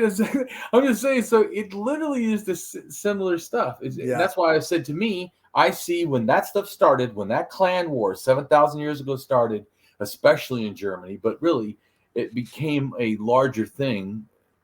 You know, it maybe even came to Germany from Siberia. Yeah. But in a sense, it's that mentality of men taking over. They got heightened sexism. They didn't have that. They used to have, like I said, 5-7 genders. Right. In Europe. I mean, before 7,000, or maybe before 5 for sure. But because after 5, that became like an established, forced thing. Yeah. Not like now. Yeah, so before that, they didn't have that. So they had people cross-dressing, and like I said, you already know, shamanism has stuff of cross-dressing or being feminine or two-spirited or all different kinds of things you can call it, whatever, third gender. They have all kinds of stuff like that, and so it's really not even exactly religion that hates that. It's just really it's not even that Christianity invented it. Remember, right? 7,000 years ago, the clan totemism force did it, because totemism would care. Women are less. Yeah, that's because there's the sacred and profane. There's this something that's great, like the totem is deserving of everything, or the god, or the whatever, or the clan leader, or the chieftain. It's very, in a sense, hierarchical. It's very, or if it's not set up that way, it's very easy to become that way. Right. Yeah. It's like it's like you say, like once you've got that totemism, and you've got all these rules about how to behave and how to be, and you're like enforcing conformity, right? Like, so then totemism is a religious social organization system, right? Yeah, in a sense. So it's because animism doesn't do anything close to that. It's like, remember we read where the animists actually saw both the male side and the female side as part of the family, not picking one. I thought, see, now that is the solution. Yeah. That's that. I'm just right. Like, once you hear, you're like, of course, yes. Yep. Once again, talking about with primitive, right? So these are supposedly the primitive people, and they have the better solution. Yeah. That's why I hate that word primitive. Just because someone does a less evolved in one way doesn't mean it's less evolved in other ways. Their morality seems more evolved to me. Yeah. Yeah. They're like anarchists. They're socialists. They believe children and women have rights. There's rarely rape, rarely domestic violence. By empowering the exploiters and those who want to rule over others, we've actually gone backwards in our moralistic. We've gone primitive or whatever. I don't like the word anyways, but we became something horrid. Yeah. And like I said, it's not even that totemism, its factors are always bad. Sometimes some of those rules are good rules. I'm not against all the things of totemism. Sure. Like I said. So, but like you said, exploitation. So this thing became an arbiter of exploitation, the religion and the culture forced. And then people, of course, do it more because it's not just some rule that someone decided. It's literally like your religion. Yeah. Yeah. And then when you go long enough, then that's not even like it's your whole thing. Like that's just who we are now. Yeah, this is how we are. Yeah. Well, right, because there's no separation. There wasn't, in a sense, and a lot of times isn't. Yeah. But in a belief sense, there is. Right. No matter how much they not want it to be a belief system, it's still a belief system. So that can be rejected and changed. It can be, right. And you're still a human. And you're still of worth and dignity. Oh, wow. Yeah. And it's just think any system that would disown you because you just don't want to follow a thing, really, I don't think is a very good system. Right. But it depends on what the thing is, because if we're an anarchist and you come up and say, well, we need to be Nazis, we're disowning you. Yeah. Yeah, that's right. Yeah. I don't personally, I'm trying to disown anyone who says they're an anarchist who's also a capitalist. Like that, I don't want to. Yeah. Well, you're I not feel in this they're not group, man. They're uninformed. They're not an anarchist. Yeah. That's what I would say. You're absolutely not an anarchist. You're not in this anarchism group. has nothing to do with taxes. It has to do with what we already talked about, the systems of oppression. Yeah. And thinking that some people are better or another deserves others. Or think of this. To think that someone deserves billions, what others can't eat. No, there's no rational justification. It's only has to be like made up nonsense. We should give people food. And if people have no food and no means to get it, I have no problem people stealing for fucking eating. Never. Yep. And exactly. I don't think that we should even fucking punish. If we're not, as a society, we should do this. Like I told you before, it's freaking, that's, they talk about primitive. I mean, not helping people that are in need. Yeah. And you think other cultures are primitive? Right. Oh, those supposed primitive cultures in Africa that I'm talking about that are anarchist socialists, they absolutely take care of people. Yeah. Yeah. Yeah. They don't go, well, it's not my responsibility. The whole clan, it is their responsibility. Especially, like I said, animism doesn't have clans, but the whole animism stuff, their group, whatever, they're all responsible. Yeah. And like I told you too, one of the things that a lot of those animists do, which would be a good thing for our society, is prestige avoidance. You don't want to make yourself too great or take too much there, because it's the lack of feeling you're better, right? Because just think, how did they end up with almost no rape? What the fuck? Yeah. I mean, and they don't have no state, they don't have no clan leader, they don't have what the fuck? Yeah. Everybody's equal, even children are equal, and still rape doesn't happen. Yeah, or what was it? Some of the stuff was like the leader was actually the one that was required to give most of his or her possessions away. So if they had too much stuff, then they were like bad on like right, exactly. which I think is healthy. Yeah, whoa, that's totally healthy. That's not. So I'm just saying, you've got too much stuff. You're I'm just saying, things right. But just think of the society now. Those people earned it. Right. There's literally people starving. Those people do not somehow earn life more than these people that are starving. No, you can't. There's no way to do that. Fuck no. Anyways, going back to the stuff. Yeah. So during the last ice age, which ended approximately 15,000 years ago, Japan was connected to the continent through several land bridges, notably one linking the Ryukyu Islands to Taiwan and Kyushu, one linking Kyushu to the Korean Peninsula, and another one connecting Hokkaido to Sakhalin and the Siberian mainland. In fact, the Philippines and Indonesia were also connected to the Asian mainland. This allowed migrations from China and Australasia towards Japan about 35,000 years ago. These were the ancestors of the modern Ryukyuans, or Okinawans, and the first inhabitants of all Japan. The Ainu came from Siberia and settled in Hokkaido and Honshu some 15,000 years ago, just before the water levels started rising again. Nowadays, the Ryukyuans... Right, so it goes back to things. So remember when I told you that the Ainu had the Jom DNA of about 16 to 14,000 years ago? Yeah. See? Yeah. Anyways. Yep. So nowadays, the Ryukyuans, the Ainus, and the Japanese were considered three ethnically separate groups. We will see why. Mitochondrial haplogroups A, B, and G originated around about 50,000 years ago, and bearers subsequently colonized Siberia, Korea, and Japan by about 35,000 years ago. Several phenotypical traits associated with Mongoloids with a single mutation of the EDAR gene dated to circa 35,000 years ago. A Paleolithic site on the Yana River, Siberia, at 71 degrees north. That must be the latitude or longitude. I can't remember which one. The Yana River site. I could send you a picture to show you, but it's up near way by Siberia. Okay.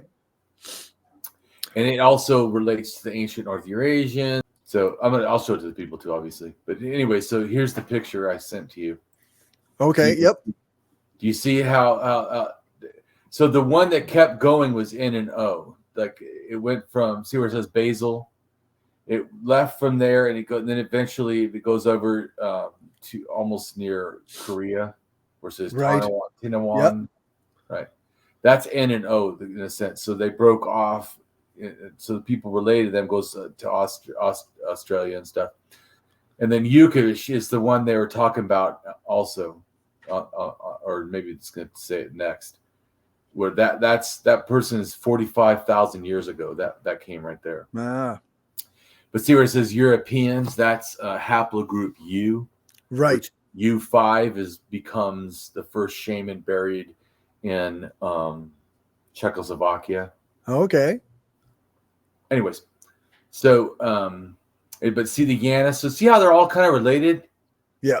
Once again, like where do they come from? Well, actually, they're all related. Kind of all come from over there. Anyways, but yeah, I see, and it goes to Malta, and that little blue thing that's near Malta and Salkit. Yep. That thing in the middle of there is Lake Baikal. Of course. Yeah. Right, which is the heart of everything. Anyways. Yeah.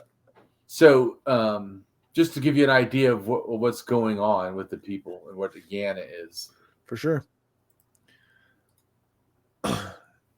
Yeah, so the Paleolithic site on the Yana River, Siberia, lies well above the Arctic Circle and dates to 27,000 radiocarbon years before present during glacial times. This site shows that people adapted to this harsh, high altitude, late Pleistocene environment much earlier than previously thought.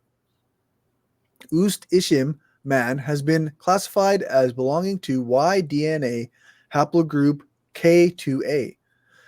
Belongs to mitochondrial DNA haplogroup R. Before 2016, they had been classified as U. Both of these haplogroups and descendants, subclades, are now found among populations throughout Eurasia, Oceania, and the Americas.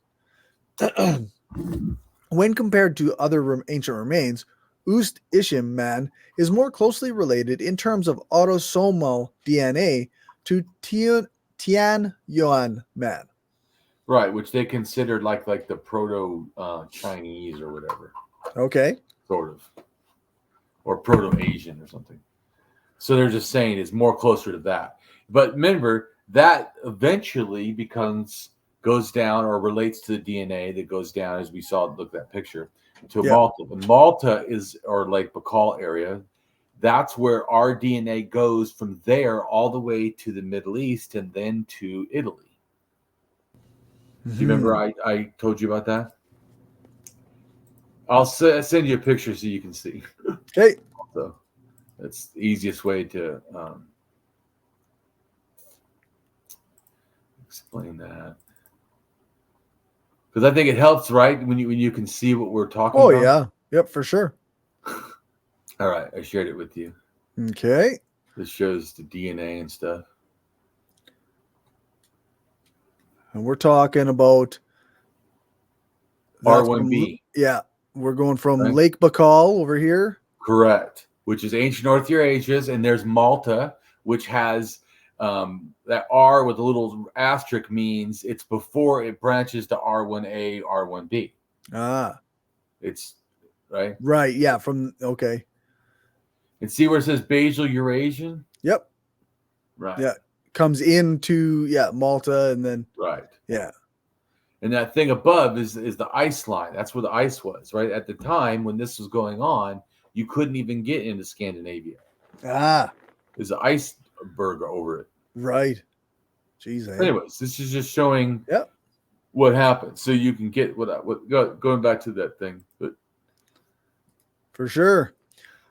So yeah, that was found near Tianyuan, found near Beijing and dating from 42,000 to 39,000 years ago.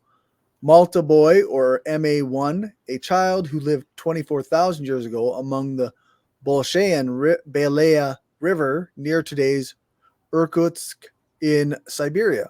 Or Labranman, a hunter-gatherer who lived in Labrana in modern Spain about 8,000 years ago. Whole genome studies reveal a split between Europeans and Asians dating to around 17,000 to 43,000 years ago. The rise of modern Asians dated to around 25,000 to 38,000 years ago. Comparing the DNA sequences of these individuals revealed that between 15,000 to 34,000 years ago, the humans living in Eurasia had genetic profiles similar to either Europeans or Asians. That is, they had become distinct. This hinted to Fu and Yang that a genetic separation between Asians and Europeans likely happened well before that, around 40,000 years ago. But in younger Eurasian fossils, those from around 7,500 to 14,000 years ago, the genetic gap appeared to have shrunk again, showing humans with genetic similarities to both Asians and Europeans. This suggests that during this time, the once distinct Asian and European populations had interacted once again, thereby complicating the genetic history of these groups. Oh, wait. They didn't say this. Oh, come on, Corey. People from this area. They're not pure, Corey. No. Yeah. Failed again. Yeah. It's people from that area had kids with those fails people. Everywhere. Yeah. Just lots of failure. Yeah, it's crazy. It's literally pseudo bullshit. Pseudo history, pseudo science, pseudo whatever. It's horse shit. It's amazing. Yeah. Right. You thought things were more pure till you read more stuff. And you're like, wow, it's less pure even than I thought. Right. Yeah. Like, no, nothing's pure. There's no such thing as pure. That's not a thing. Corey gets it. Yeah. From a cave. I think that's a really good, just to pause on that one thought. Oh yeah. That is a really good thing to get. For sure. We're not pure. That's okay. There's no such thing. We're just human. It's gonna be okay. Yeah, that's right. You'll survive the fact that your blood is not pure. Yeah. You're not pure. You don't matter more than other people. Yeah, literally. Okay. Yeah. No, it's funny. It's funny to think that people would ever get hung up on such a thing, but they do. Yeah. It's disgusting, really. But I was just showing you, the more you learn, right? Doesn't it absolutely debunk the shit out of that? Oh, yeah. Yeah, for sure. Yeah. It makes it a fucking joke. You're like, what do you believe? Oh, what the fuck? Yeah. Like, there's absolutely no way you can continue to believe in a pure race if you read any of this stuff. Right? It certainly put a damper on that clown show. Yeah, that's right. Yeah. The thing is that people are bigots and they don't have a good justification other than they're just assholes. Yeah. They're just pieces of garbage. Yeah. They want to make it like some justification. There isn't. You need to change. That's what's going on. Yeah. Stop believing in that kind of nonsense. Yeah, that's right. Yeah. But it'd be great if you just got you shouldn't have this whole power and domination attitude or that special, and things are, people are special. Like, no. Yeah. No. So from a cave in South Korea have found evidence that suggests human beings were using sophisticated techniques to catch fish as far back as 29,000 years ago. Prior to the South Korean find, the oldest fishing implements were believed to be fishing hooks made from the shells of sea snails. That was found on a southern Japanese island and said to date back to some 23,000 years. I can't remember, but I think there's one in Africa at 60,000. Okay. Jeez. So I know I saw. Whoa! It's quite Because I thought the same thing. I thought the oldest was in Japan. right. Jeez, eh? So, but anyways, humans are crafty and are hungry. Yeah, yeah, that's right. Yeah. The Korea Strait was, however, quite narrow in the last glacial maximum from 25,000 to 20,000 years BP. The earliest firm evidence of human habitation is of early Upper Paleolithic hunter-gatherers from 40,000 years ago, when Japan was separated from the continent. Edge-ground axes dating to 32 to 38,000 years ago, found in 224 sites in Honshu and Kyushu, are unlike anything found in neighboring areas of continental Asia, and have been proposed as evidence for the first Homo sapiens in Japan. Watercraft appeared to have been in use in this period. Radiocarbon dating has shown that the earliest fossils in Japan date to around 32,000 to 27,000 years ago. For example, in the case of Yamashita Cave, 32,100 years ago, in Sakitari Cave, Cal, 31,000 to 29,000 years ago. It's calibrated. Ah, okay. In Shiraho, I don't understand what it is with people not wanting to just write shit out.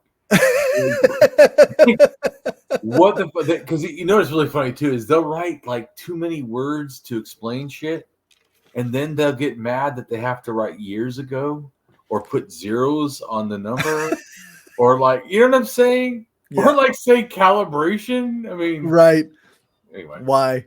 Yeah. Yeah.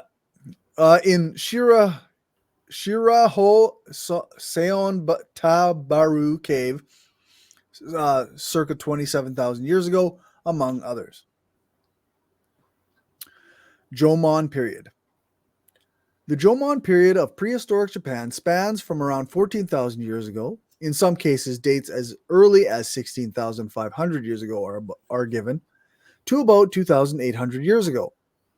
Japan was inhabited by a hunter-gatherer culture that reached a considerable degree of sedentism and cultural complexity.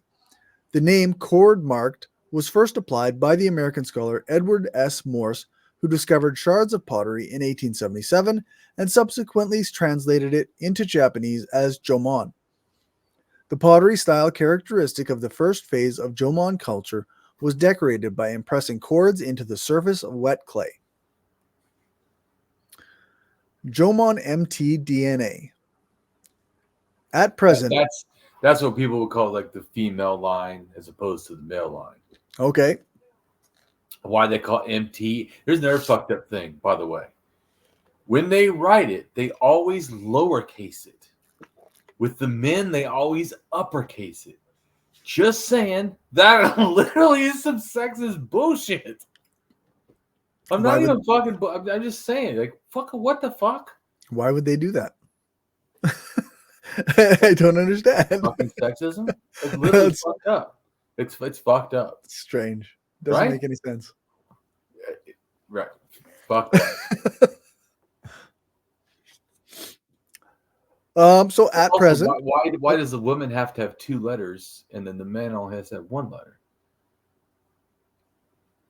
Yeah. The whole thing is just kind of bizarre to me. The organizational structure doesn't make a whole lot of sense. You know, bigotry's involved. That's not just like a function. There's something else over just function. It's not like A and B. Right. Or 1 and 2 or whatever. Yeah. You know, it's or Y and what's the next one? You know, A, B, C, whatever they want to put it, whatever. Anyways, I'm saying one letter. Why not one letter? Yeah. It's just, anyways, just saying that to show you that I see that as just like a subliminal bigotry or intentional. I don't know. Yeah, maybe. It's like when people call all humans man. Right. Yeah. Yeah. That's not accurate. So no. Yeah. And why would you say it like that? Anyway, so this is something that, anyways, I'm just making a point. I've always known this, and it irritates me because it's like fair. Yeah. It's not fair. That's the whole point. Right. Yeah. It's not fair. Yeah. So at present, 131 Jomon period skeletons have been tested in several separate studies with samples from Kanto, n equals 54, Tohoku, n equals 23, and Hokkaido, n equals 54. The haplogroups identified in Tohoku and Hokkaido were D4H2, M7A, and N9B, with also D1A and G1 in Hokkaido. Haplogroup N9B was clearly dominant in northern Japan during the Jomon period, making up over 60% of the matrilineal lineages. Today, N9B is also found among the Udej people of eastern Siberia, just north of the islands of Hokkaido and Sakhalin. Right. And remember, I showed you in the first picture of this blog that N comes from the north, remember, and brings in pottery. Right. Yep. So this, and I try to make my stuff, a whole bunch of stuff on one thing, because I want you to kind of get the big picture of what's going on. Yeah.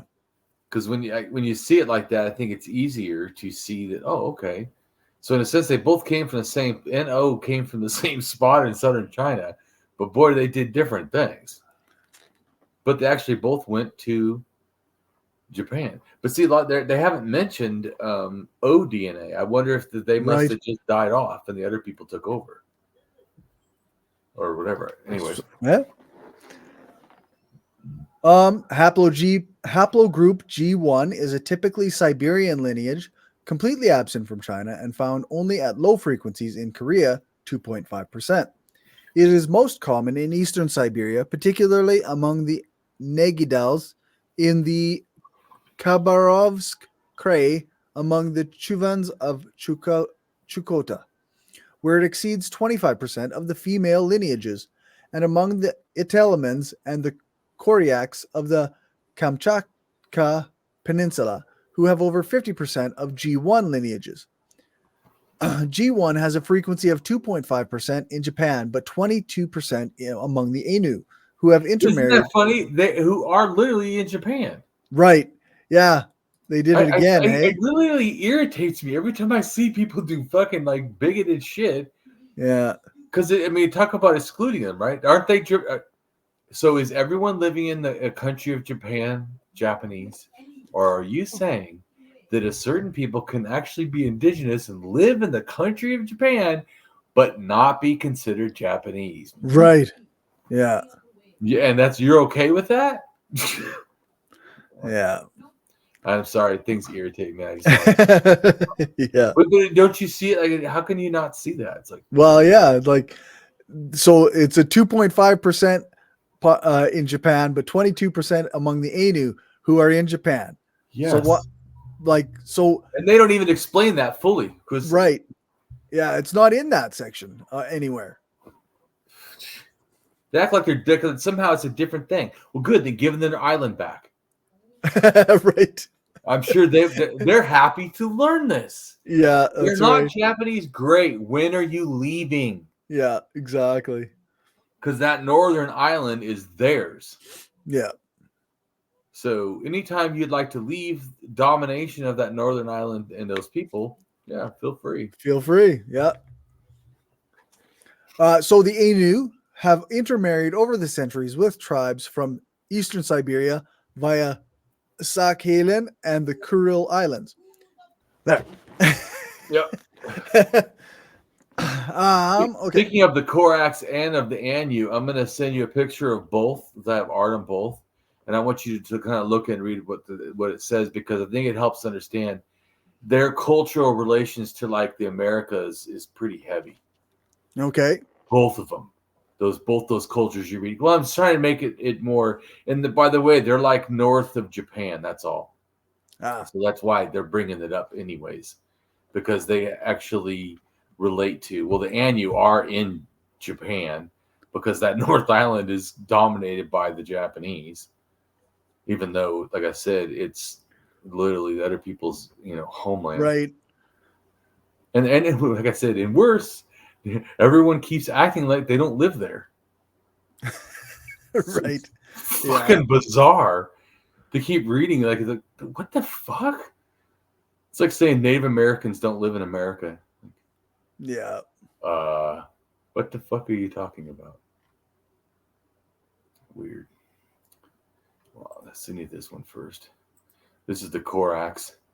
Go ahead and read what's on there. I'm going to look for the other. Okay, so it says Koryaks are an indigenous people of the Russian Far East, Kamchatka Peninsula, and the coastlands of the Bering Sea, culturally similar to, as well as linguistically close to, the Chukchis of the extreme northeast Siberia and part of the Chukotka Kamchatan languages. Koryaks believe in a supreme being who they call by various names, none of which I can pronounce. I apologize. That's fine. He is considered to reside in heaven with his family, and when he wishes to punish mankind for immoral acts, he falls asleep and thus leaves man vulnerable to unsuccessful hunting and other ills. Koryak mythology centers on the supernatural shaman Kwekwe, or Big Raven, who was created by the Supreme Being as the first man and protector of the Koryak. Big Raven myths are also found in Southeast Alaska in the Tlingit culture and among the Haida Tshimshian. Well, the Haida is right next to, there's Haida Island, like in Canada. Along the coast is the Tlingit, and then the island that's out there, the big island, Haida Island, is the Haida people. And they both have the same belief system. And they both have a similar armor, and they both took slaves, and they both made totem poles and totem pole longhouses, and have chieftains and do war and all. Anyways, so okay. And other natives of the Pacific Northwest Coast Amerindians. Kutsk and other variants. Russian is a raven spirit traditionally revered in various forms by various indigenous peoples of the Russian Far East. Kukt appears in many legends as a key figure in creation, as a fertile ancestor of mankind, as a mighty shaman, and as a trickster. Right, but you see how the ancestor thing, that tells you the totemism part. Right. So it's not that every factor of the deity is the same. That aspect, that it's an ancestor of mankind. Right. That's totemism part right there. Just trying to show you how I see, because that's the cultural connection. Right. I talked about that. So the other aspects can be different, but that aspect is a totemistic type of aspect. That's why it can be in all kinds of religions too, not just in a sense ones that call themselves totemism. Right. Yeah. Okay, so now look at that next one. Okay. And the next one is talking about the Anu people. Yep. And this tells you where their language is, and you notice the just the island, the big island. It says like Anu languages and dialects. So you see that there's 3 dialects or whatever. Yep. And one is the one part that's called Japan, and then one part's Russia, and another part's Russia. So those a bunch of islands, the little islands, because once you go to and the tip of that other island, I think it's orange. Yep. That orange one is related to where the Koraks live. Okay. So they interacted with the Anu. Right. And then all these other things with the face tattoos, the Anus tattoo women's faces. Okay. And then I'm showing how that South America women are tattooing their mouth and face kind of similar to the Anu. Also in California, they also do the same. They tattoo their chins, their face. Yeah. Anyways, I'm just trying to show the connection, how this stuff all kind of goes together. So these are people from Japan. These are these people's ideas, and these ideas match ones that go to the Americas. So cool. Go ahead and read. Is it North Japan? Go ahead and read. Like under up in the upper left there. Top, yeah. Okay. So North Japan, Ainu people, North Japan. Ainu are the indigenous people of the land surrounding the Sea of Okhotsk, including Hokkaido Island and the Kamchatka Peninsula. Ainu means human as opposed to Kemu, which means divine beings. Right. So I'm just showing you that what their thing means. Anyways, go back to reading the thing. I just wanted you to see that those cultures we're talking about, because I know, to me, when you say a bunch of stuff, if you don't understand how they're related, it doesn't seem like it matters. Right. So the Ainu have intermarried over centuries with tribes from eastern Siberia via Sakhalin and the Kuril Islands. It is therefore not surprising to find them in ancient Hokkaido, as well as among modern Ainu. Haplogroup D4H seems to be native to Japan, while D1 is not normally found among East Asians, but among Native Americans. How did D1 end up in Paleolithic Hokkaido is still unknown. D1 might first appear in Siberia, then migrate to the Americas, and that a few women carrying these lineages married into other Siberian tribes that eventually came into contact with the Ainu after many generations of geographic drift. It should be said, however, that D1 now extremely rare in the modern Japanese population and may even become extinct since the Jomon period. Samples from Kanto were more varied and suggest that migrations from the continent might have happened before the Yayoi period. They included haplogroups A at 7.4%, B at 9.3%, D4H at 18.5%, F at 1.9%, G2 at 1.9%, M7A at 3.7%, M7B at 1.9%, M8A at 9.3%, M10 33%, and N9B at 5.6%. So what basically, once again, they're not even pure to the couple ones we learned. Right. Oh. So see, because the bigots are like, yeah, but they are these few that they're not even the few. Yeah. No. It was these other ones. Yeah. Once again, calling bullshit on racist fucking beliefs. Yeah. They should just say they're assholes. It would be easier. I'm a piece of human fucking garbage. Yeah. Yeah, that's right. Don't try to give it science. I just don't want to believe that other people are as good as me. That's I just refuse to accept that.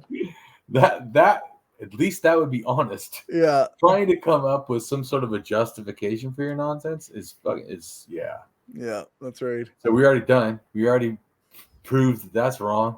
Yep. Wrong as shit. Multiple times. It just keeps happening, Corey. You know why? Because it's the truth. Yeah. That's why, because this is fucking truth. No matter where we go, we can go other places, and guess what? It's still the truth. Yeah, that's right. Yeah. It's like when we start being adults and seeing ourselves as, I don't know, a humanity, and stop seeing ourselves in these arbitrary, made up, not even helpful ideas, have closed us off from each other in a way that is seriously detrimental, and it's caused wars and everything. Murder, genocide's terrible. Yeah. Yeah, over nothing, really. Lies. Yep. But I'm just saying, that funny. We already learned 4 things, so there already wasn't no one pure anything. And then, damn it, there's all these more. There's like another 6 or 7. And you're like, what? Hold on now. It's almost more than I can remember. Yeah, you know what that means? It's let that bigotry go. Yep, that's right. Stupid. Yeah. So like N9B, haplogroups M7 and M10 are extremely ancient lineages that are associated with some of the earliest migrations of Homo sapiens to East Asia over 50,000 years ago. M7B, M7C, and M7E have been found in southern China, Indochina, and the Philippines. M7A, M7B, and M7C were all found during the Jomon period and are still found in modern Japan. However, about 60% of Japanese M7 members belong to M7A, which is really specific to Japan. M10 is considerably more common in China and Korea than in Japan. Haplogroup G2 is found in 5% of the Japanese population, but only 4% of the Ainu. They did it again. Right? See, now you get what I'm saying. Yeah. You hear it, it's like, what the shit? Yeah. Imagine if they did it every time to, American, anyone from America, and then they go, yeah, and then there's Native Americans. What? Well, They're not from America? there is sort of a thing to that, right? Like there's the America or Americans, and then there's like Black Americans. Yeah. Like they still keep the word American in there, but it's a separate group. Well, I think this reminds me of like when someone says the difference between white pride and black pride. White pride is saying I'm more superior. Black pride is saying we have a right to feel good also. Yes, that's right. Yeah, it's that's literally not the same thing. Yeah, that's right. Black pride is not there fucking trying to take away Damien's white rights or something. Yeah, that's right. Yeah, exactly. But white pride literally tries to do that. Yeah, and that's for anyone goal, that isn't stated goal. Yeah, that's their whole thing. Yeah, but it's like the difference between gay pride and straight pride. Yeah, straight pride is kind of stupid.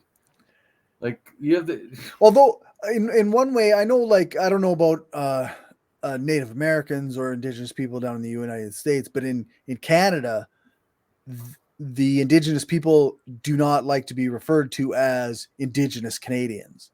They prefer to be Indigenous people of their various tribes, right? Like, right.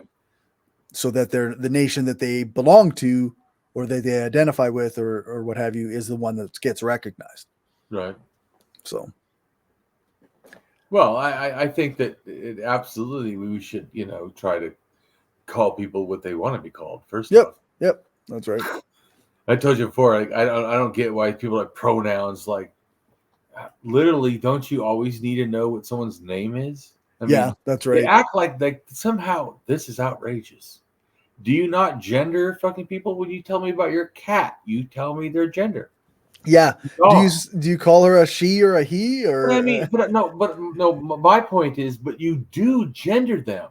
Yep. So acting as if you have to do the appropriate gender someone asks you, how is that even unnormal? No. That's all I'm trying to say. Sometimes it is. It's just part of language. It's just part of talking, right? What? How is this even a big deal? I mean, it's fucking stupid. But at some point, the bigotry becomes so stupid that people don't even realize that, like, I, you, it, these are also pronouns. Like, pronouns are part of English. This is how this works. I don't use pronouns. Yeah, you fucking do. Yeah, you do. Foolishness. Yeah, bigotry is foolishness. Just like we're saying here about how pure, come on. Yeah. Yeah.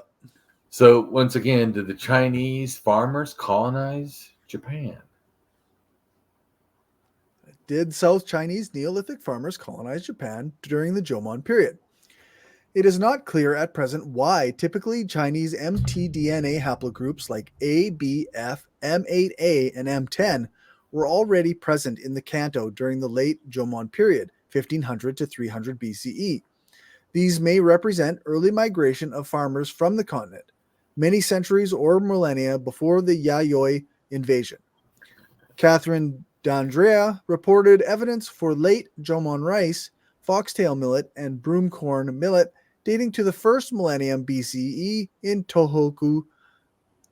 However, there is evidence of plant cultivation in Japan long before that. Arboriculture was practiced by Jomon people in the form of tending groves of nut and lacquer producing trees. See Matsui and Kanahara 2006 and Transitions to Agriculture in Japan by Gary W. Crawford. A domesticated variety of peach, apparently from China, appeared very early at Jomon sites circa 4700 to 4400 BCE.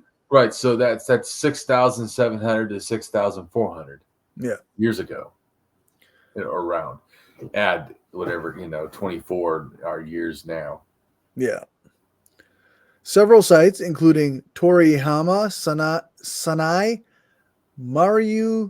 Maruyama, and Mawakai in central and northern Honshu of the early Jomon 4000 to 2500 BCE, and middle Jomon 2500 to 1500 BCE periods, show evidence of the cultivated plants including barley, barnyard millet, buckwheat, rice, bean, soybean, burdock, hemp, egoma, and shiso mint, mountain potato, taro potato, and bottle gourd. Literally, just think. So that should totally remove any questions did they do it? Right. Look at how many things they freaking had. Yeah, for sure. There's lots of cultivated crops there. Like, holy shit. Yeah. It's not one. No, that's right. It's not even, Like you're saying there's still a question of what? Literally. Yeah, that's right. Saying you still question makes me question you. Yeah. Oh, sorry, some things it just seems as a rationalist. Some things seem so fucking obvious. Like, excuse me. Yeah. The questions should be gone. Did they literally? There's not just one thing. It's like freaking 20 things, 15, 5, whatever it is. Come on. Yeah. Yeah. Many archaeologists believe that these cultivated plants were only used to supplement the Jomon diet, which still relied heavily on hunting, fishing, and gathering. Most of these domesticated plants, including rice and millet, are very unlikely to have been domesticated independently by the Jomon hunter-gatherers, and almost certainly required the migration of farmers from China or Korea. The hundreds of ancient DNA samples from the Middle East and Europe have confirmed that the spread of agriculture always involved the migration of farmers and did not propagate purely by cultural diffusion.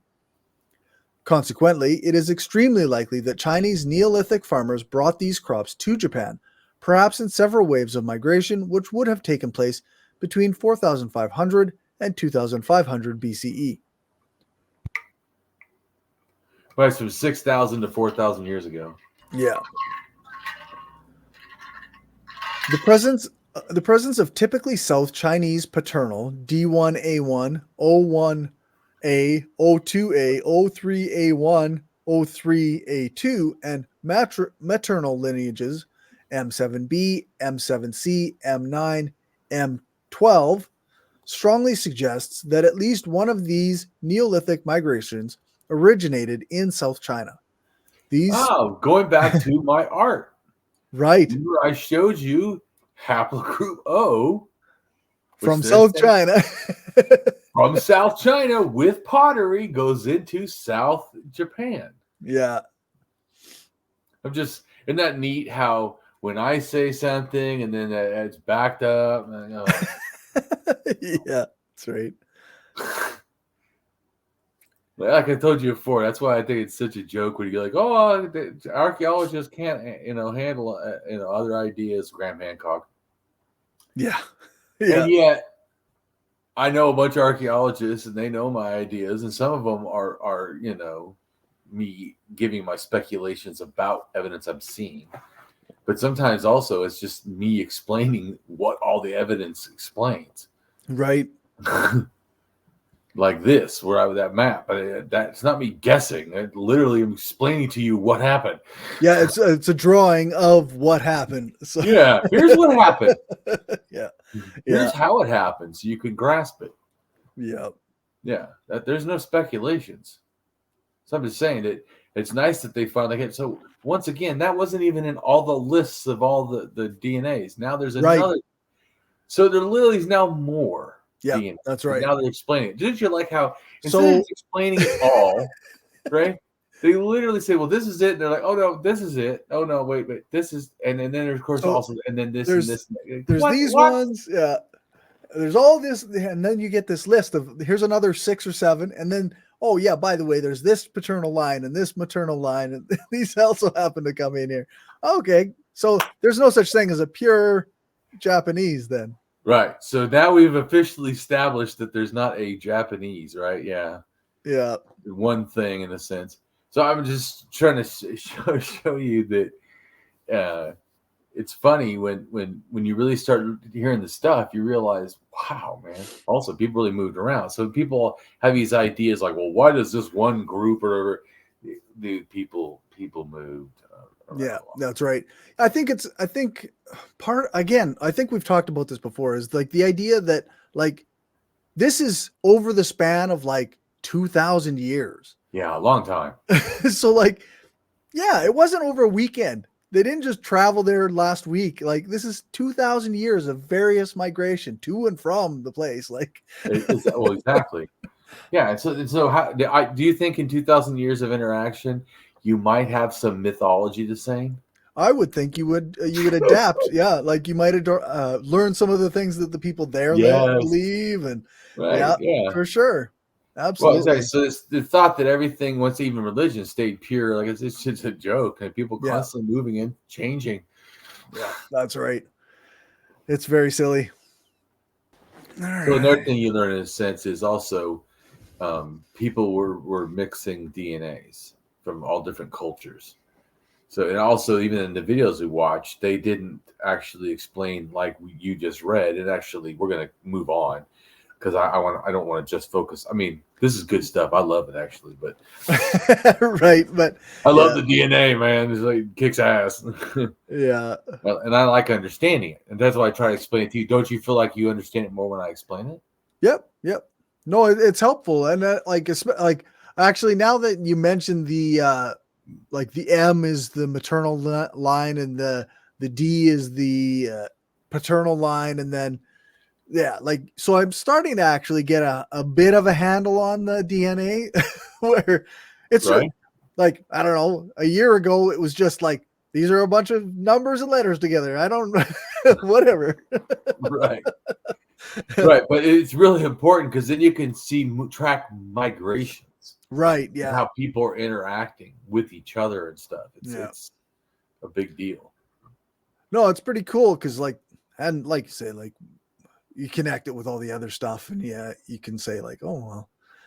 So they took their ideas with them, they took their pottery with them, they interbred, they changed each other, and right. Yeah. So like, well, why is Japan, which is so separate, seeming to have myths that are kind of like China? Like, because they're not separate at all, actually. Yeah. Or how about this? This is really funny. In Shinto, they call it kami, which are spirits or gods. Okay. And they try to say there's no connection to the Anyus. Of course, there can't be because they're not Japanese, but I'm just joking. but so the Anu people, they have Kamani, which is also spirits of gods. They go, oh, there's no connection. Like those words are almost the same. Yeah. It doesn't seem like the meanings are the same, like or close. Like, come on. Yeah. But once again, people want to act like their stupid mythology is like special. Like, no, other people also believe that nonsense. And it's another branch of that nonsense. Yeah, that's right. But we came up with this very special and unique type of way of believing in magic. Right. Yeah. Everything's special for us. Yeah. But anyway, I'm just saying that it's because religion likes to do that. Yeah. Because that's what makes its version better. Even like you say, like the branches off of like more modern religions, like you got the Seventh-day Adventists or whatever. Right. Like they're like, yeah, we may have come from Christianity, but we have our own special and unique way of doing it, and we're right and you're wrong. Correct. And that's how they think. But so I think I'm just saying that's how religions are in general. So that's not a unique fact, but that's still a cultural factor. It's also a dominance factor. It's wanting to become, like centralized. Yep. That's Yeah. right. Well, hierarchy actually is a religious term. It meant the priest that handles like the sacred rites or whatever. Yeah. Is the special person. Yeah. So I mean, saying that this to act like the religion didn't give us hierarchy, it's like, well, some religions did. Some ideas of religions absolutely did. For and sure. I think that it probably goes back to totemism. Because it sure as hell didn't come from animism. Like I said, look how animism act and treat and think about people. No. Totally different. It's totally different. You could totally see, okay, they act different. And so, like I said, especially when you got the male clans, all the ones that are then they're usually warriors. Because they're the ones that survived. Yep. They killed everybody or whatever. Those are And so the reason I bring this up, because I hate war. And I hate how people worship war and warriors. Yeah. They fucking do. And they think that doesn't mean to me that I think that Native Americans are better than anybody else. Anybody that thinks that war is a good thing is not good. It's not good. So I'm just saying the concept of warriors, saying that we're warriors, that actually is not a good concept. See, some people, it reminds me of like America. America's theme of themselves is when they say they're warriors, they don't mean they go and remove the rights of others as they actually do. Right. Especially if they're communist or trying to make a communist country. You got to fucking not care about their democracy or their rights and force capitalism on them. Right. But I'm saying in the theme of itself, it's the hero. It's the America has to, be in the social order of the world because we help police and protect the world. What horseshit. Yeah. Especially because that how can that, just think axiologically, how can that we police and care about the whole world, right? That means you must be ethical, or are you a tyrant, right? So we know which one it is. Class, I'm going to go ahead and just tell you, America's a tyrant. So yeah. Anyway, so moving right along, but the theme of what they think of themselves, or people think of war in general, being a warrior is good. That's like when people like the highest hero is someone who's a warrior. Yeah, not for me. Right. Yeah. I'm not saying that sometimes people don't do heroic things and when it engages to war or something. But in general, to think of all people that go engage in war as heroes, nah. Yeah, like it seems like maybe we should be venerating like builders, caregivers, people who, make things better. Even, I mean, I'm not a big one on venerating people anyway, but like the idea of like caring, like a hero is somebody who cares for others, right? Like, well, I'm just showing you the problem. When you care about war, guess what? Then a lot of wars happen, and you feel, and it's probably real patriotic, and you get real bloodthirsty and everything because, hey, it becomes like a sacred thing. Yeah, and then when there is no enemy, you start making them up. Yeah, turning people into enemies. True. Yeah, right. It's so just like in general, people I feel the enemy. It reminds me of they want to justify their anger. They want to be, because they know that, like, say, being really rude or being really hostile is actually not ethical. Right. So to justify it, they give some fucking scape reason, hey, that this is why I do it. Yeah. They have to have a reason. Right. Just like I said about racists wanting to somehow be justified. So let's go down to the picture. Okay. And this shows real quick what that DNA was explaining. Ah, yes. So all the different G groups and correct. Yeah. So it just gives you an idea of like how people moved around. Then the one next to it is another kind of thing. It shows like what culture. See, there's Jom, and it shows like how much went to the Japanese. Right. Why they left out Anu, I guess just matter. because they definitely come from the job. See, because you would think if you look, just think about it. You would think if you looked at this picture that the job died out, Right. or that they're still totally existing. One of the two. Yeah. Yeah, that's right. You would not know that. Oh, actually, they broke and became 79% or whatever of the ANU. Yeah. Which is pretty close to a lot. Yeah, that's a pretty high percentage. Well, like think of this. For people that feel that Jewish people should be in Israel, they're only 50% Canaanite. The Palestinians are also 50% Canaanite because they have North African and Arab DNA. Yeah. Not just Canaanite. Anyways, so 79%, going back to this, is more than that. Yeah, that's right. And they keep leaving them out. Yeah. Not counting them, not showing that what. Anyways, just making a comment that certainly shouldn't they, get acknowledged? Corey's like, no, let's keep going. There's a bunch of writing. We're not going to read it. Okay. It would be helpful to understand, but I don't want to reel it. So then there's another picture because the picture is a lot easier. Right. 4 routes by which the Jomon and Yayoi peoples came across to Japan. More than one way migration, right? Yeah, geez. So once again, the migrations weren't pure. No. That's right. Yeah, that's right. Anyways, so this is more good stuff. We're not going to read blah blah blah blah blah blah blah and a whole bunch of DNA because I love hammering and DNA. There's a lot of DNA in this section. Well, right, because all it says years, this year's, that year's. Like, see the bottom thing right before the picture? Yep. It has years, 10,000, 2,000. See, this is important because this certain thing is telling you what's going on. Yeah. I love that because it's called facts. Because then also this crazy thing, I look at those facts, Corey, and then after understanding the facts, I get speculations. Not like Graham Hancock. When you go, no facts, he looks at a pyramid and goes, oh, you know what the hell it looks like another pyramid over here. That's the same culture. White people did it. Like, the fuck are you talking about? Yeah. Globe spanning white people that hid out in Antarctica. Like, okay, do you have DNA to prove that? Well, no. Do you have pottery to prove it? Well, no.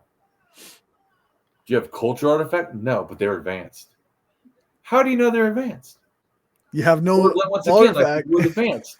How, advanced compared to what? Yeah. Yeah. But that's why, unlike that, and just throwing, dates are always older. I'm just, what I do, kids, is I go and look at the facts first. Then, after understanding the facts, then I get speculations. That sounds hard, though.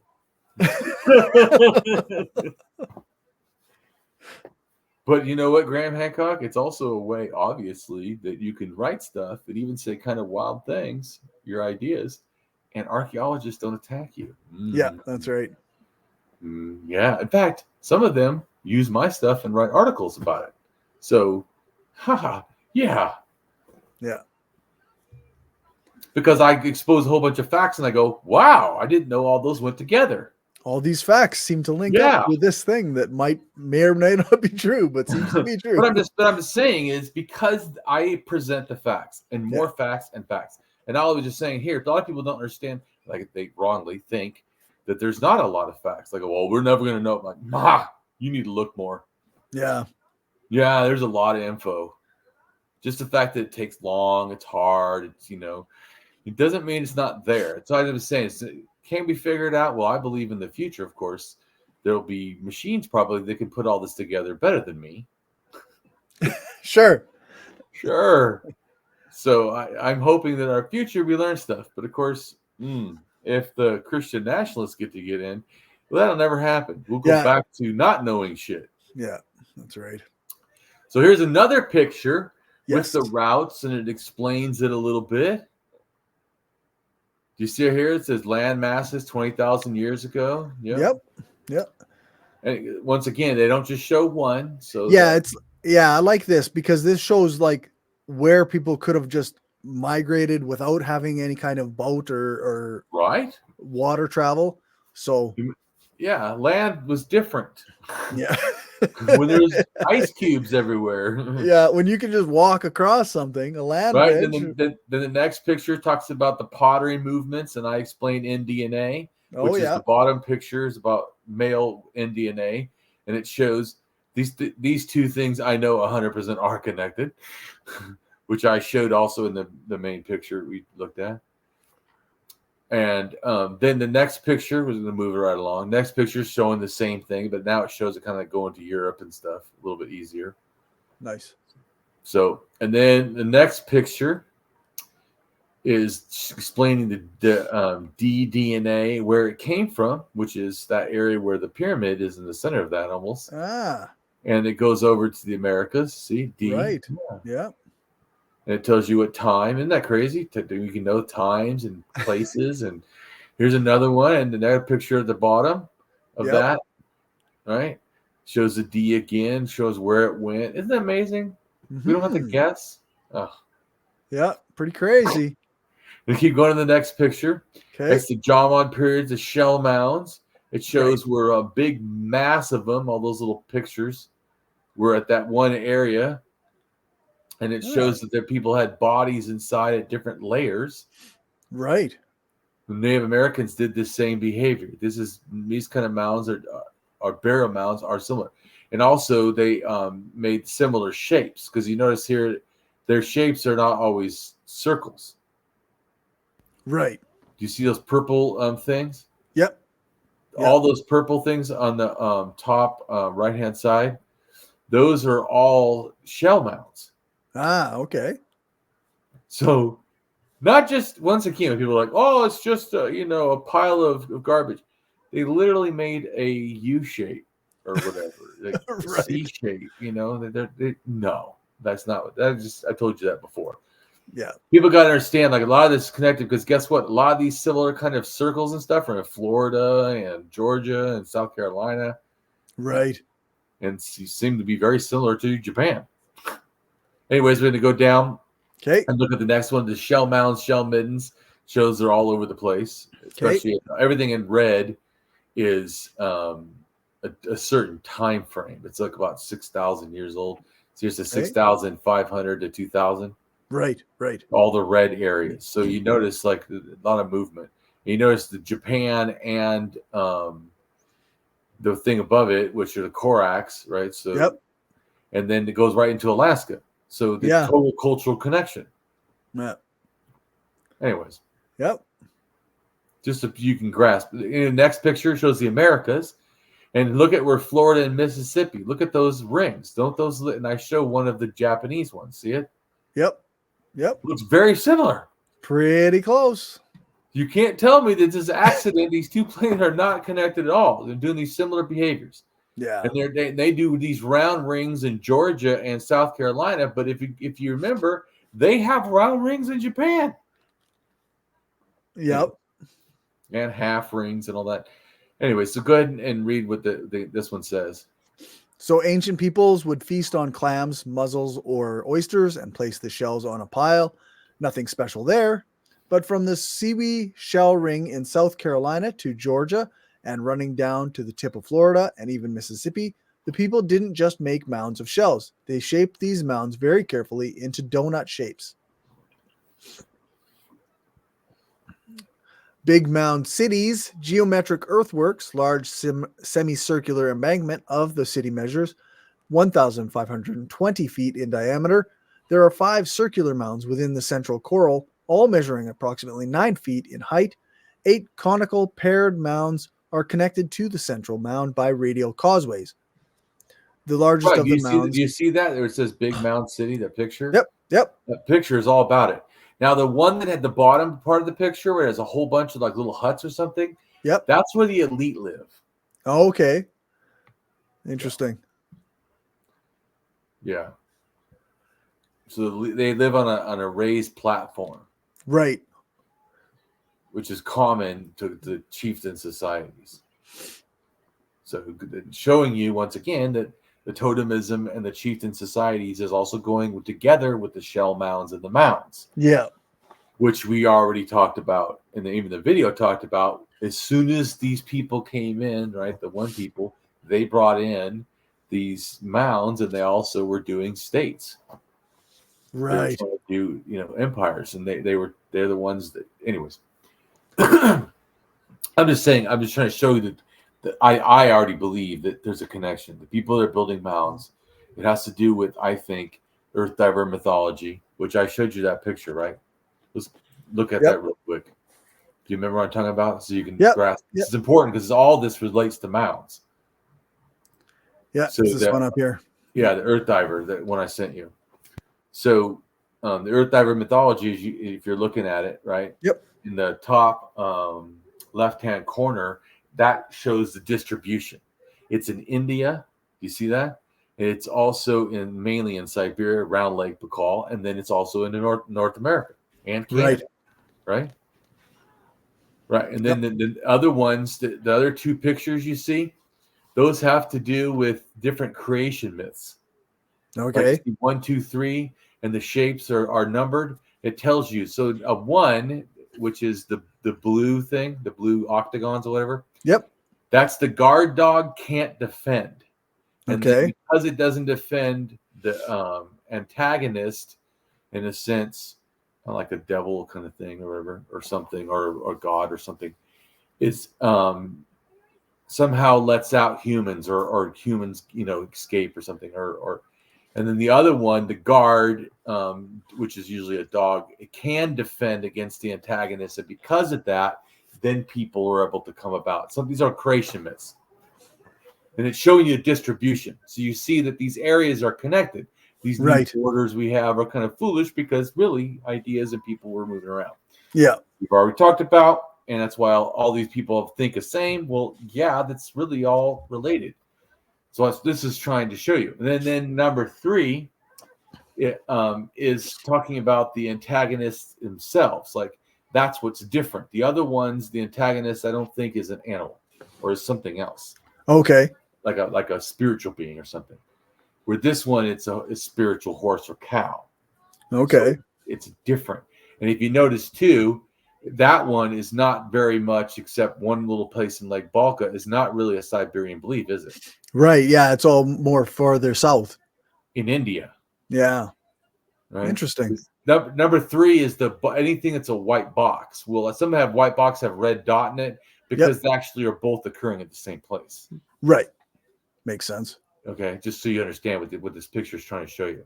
Once again, you can see this helps you grasp, like, instead of guessing, once again, not guessing, rather learn and understand. Yeah. Yeah, for sure. So when you look at the facts, you can go, oh, okay, I could see why also 1, 2, 3. This is showing that how it evolved. Mm-hmm. But this also helps you understand what came where and what did first. So 1 is first, right? That happened first. Well, that has to do with the areas of the north, right? Okay, yeah. Calling everybody in the north. Yep. From Finland all the way to, which is almost Japan or whatever, the North Island. Which they actually, that North Island, the Anu people, actually relate to the Sami people. They have almost a similar religion, or similar aspects, I should say. Showing that there's a big connection, which this also, the blue, right? Isn't that showing the exactly same thing that I keep saying? Yeah. Right. Yeah. Okay. So I'm right about that. Well, that's different myths, just so you can grasp. This is talking about specific ones. These are the myths about creation of humans. The other one's the myths about the creation of the world. Okay. Okay. Which is the next one, mythological motifs, the one under it. That has to do with, number 1 is spoiled creation. Okay. Now, just think about this. The first one on the other one is dog can't defend. Right? That's not good. Okay. Spoiled creation. Do you hear how both those start with not good? Yeah. Yeah. Anyways. So if you notice too, once again on this one, right? Spoiled creation. I'm just trying to show you the similar. So you can see the similar thinking in both these. You're like, oh, okay, so it makes sense that they're first. Just trying to show you how you can see that these are One is to fail, the other one is spoiled. So it's failed. Yep. In a sense. I'm just showing you, or not good in a sense, both these. I'm just trying to show you how to look at this. You know me. But because I you know, Corey, because I really want you to understand religion. Don't you hate that? Yeah, it's No, well, because I want everybody else to understand also that we don't have to make like, oh, I think that this, or I think that. right. You better build your speculations off of evidence. Yeah, that's right. Because Damien, as Corey knows already, has done a lot of that. Yeah, that's right. Look first, then speculate. Yeah. Crazy thought, but yeah. just right, but people do it all the time. Like, well, yes, I bet you almost every atheist practically has a reason they think religion. It's a speculation. Yeah. But it's a wild speculation because most of them don't know. Do they know this that I know, Corey? Oh no. No. So their speculations about religious aspects and my speculations about religious aspects, are they value neutral? No, that doesn't seem right. No, they're absolutely not. Right? Yeah. Same thing with Graham Hancock. When you offer no evidence, I'm offering you explaining every little boring detail. Yeah. Right? And he's just throwing out, oh, well, yeah, I think, they're all connected. I'm like, shut up. Yeah.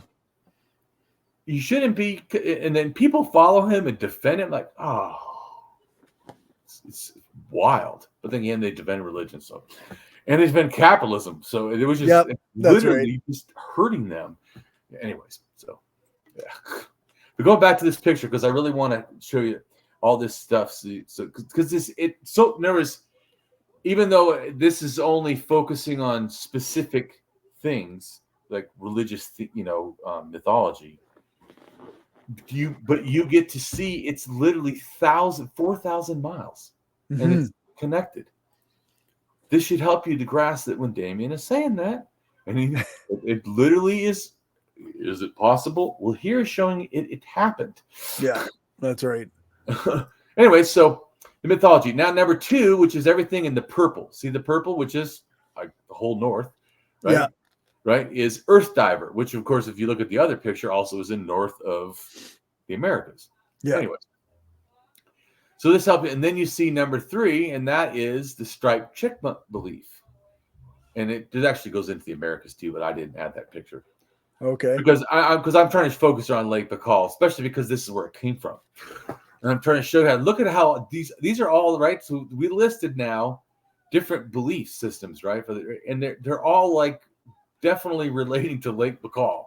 Right. Okay.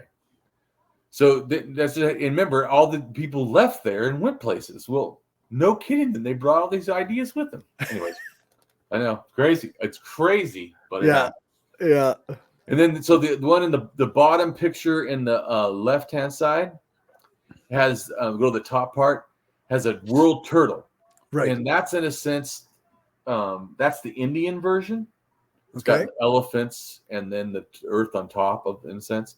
And then the one at the bottom picture is the Earth Diver mission of the, I think, Iroquois or something.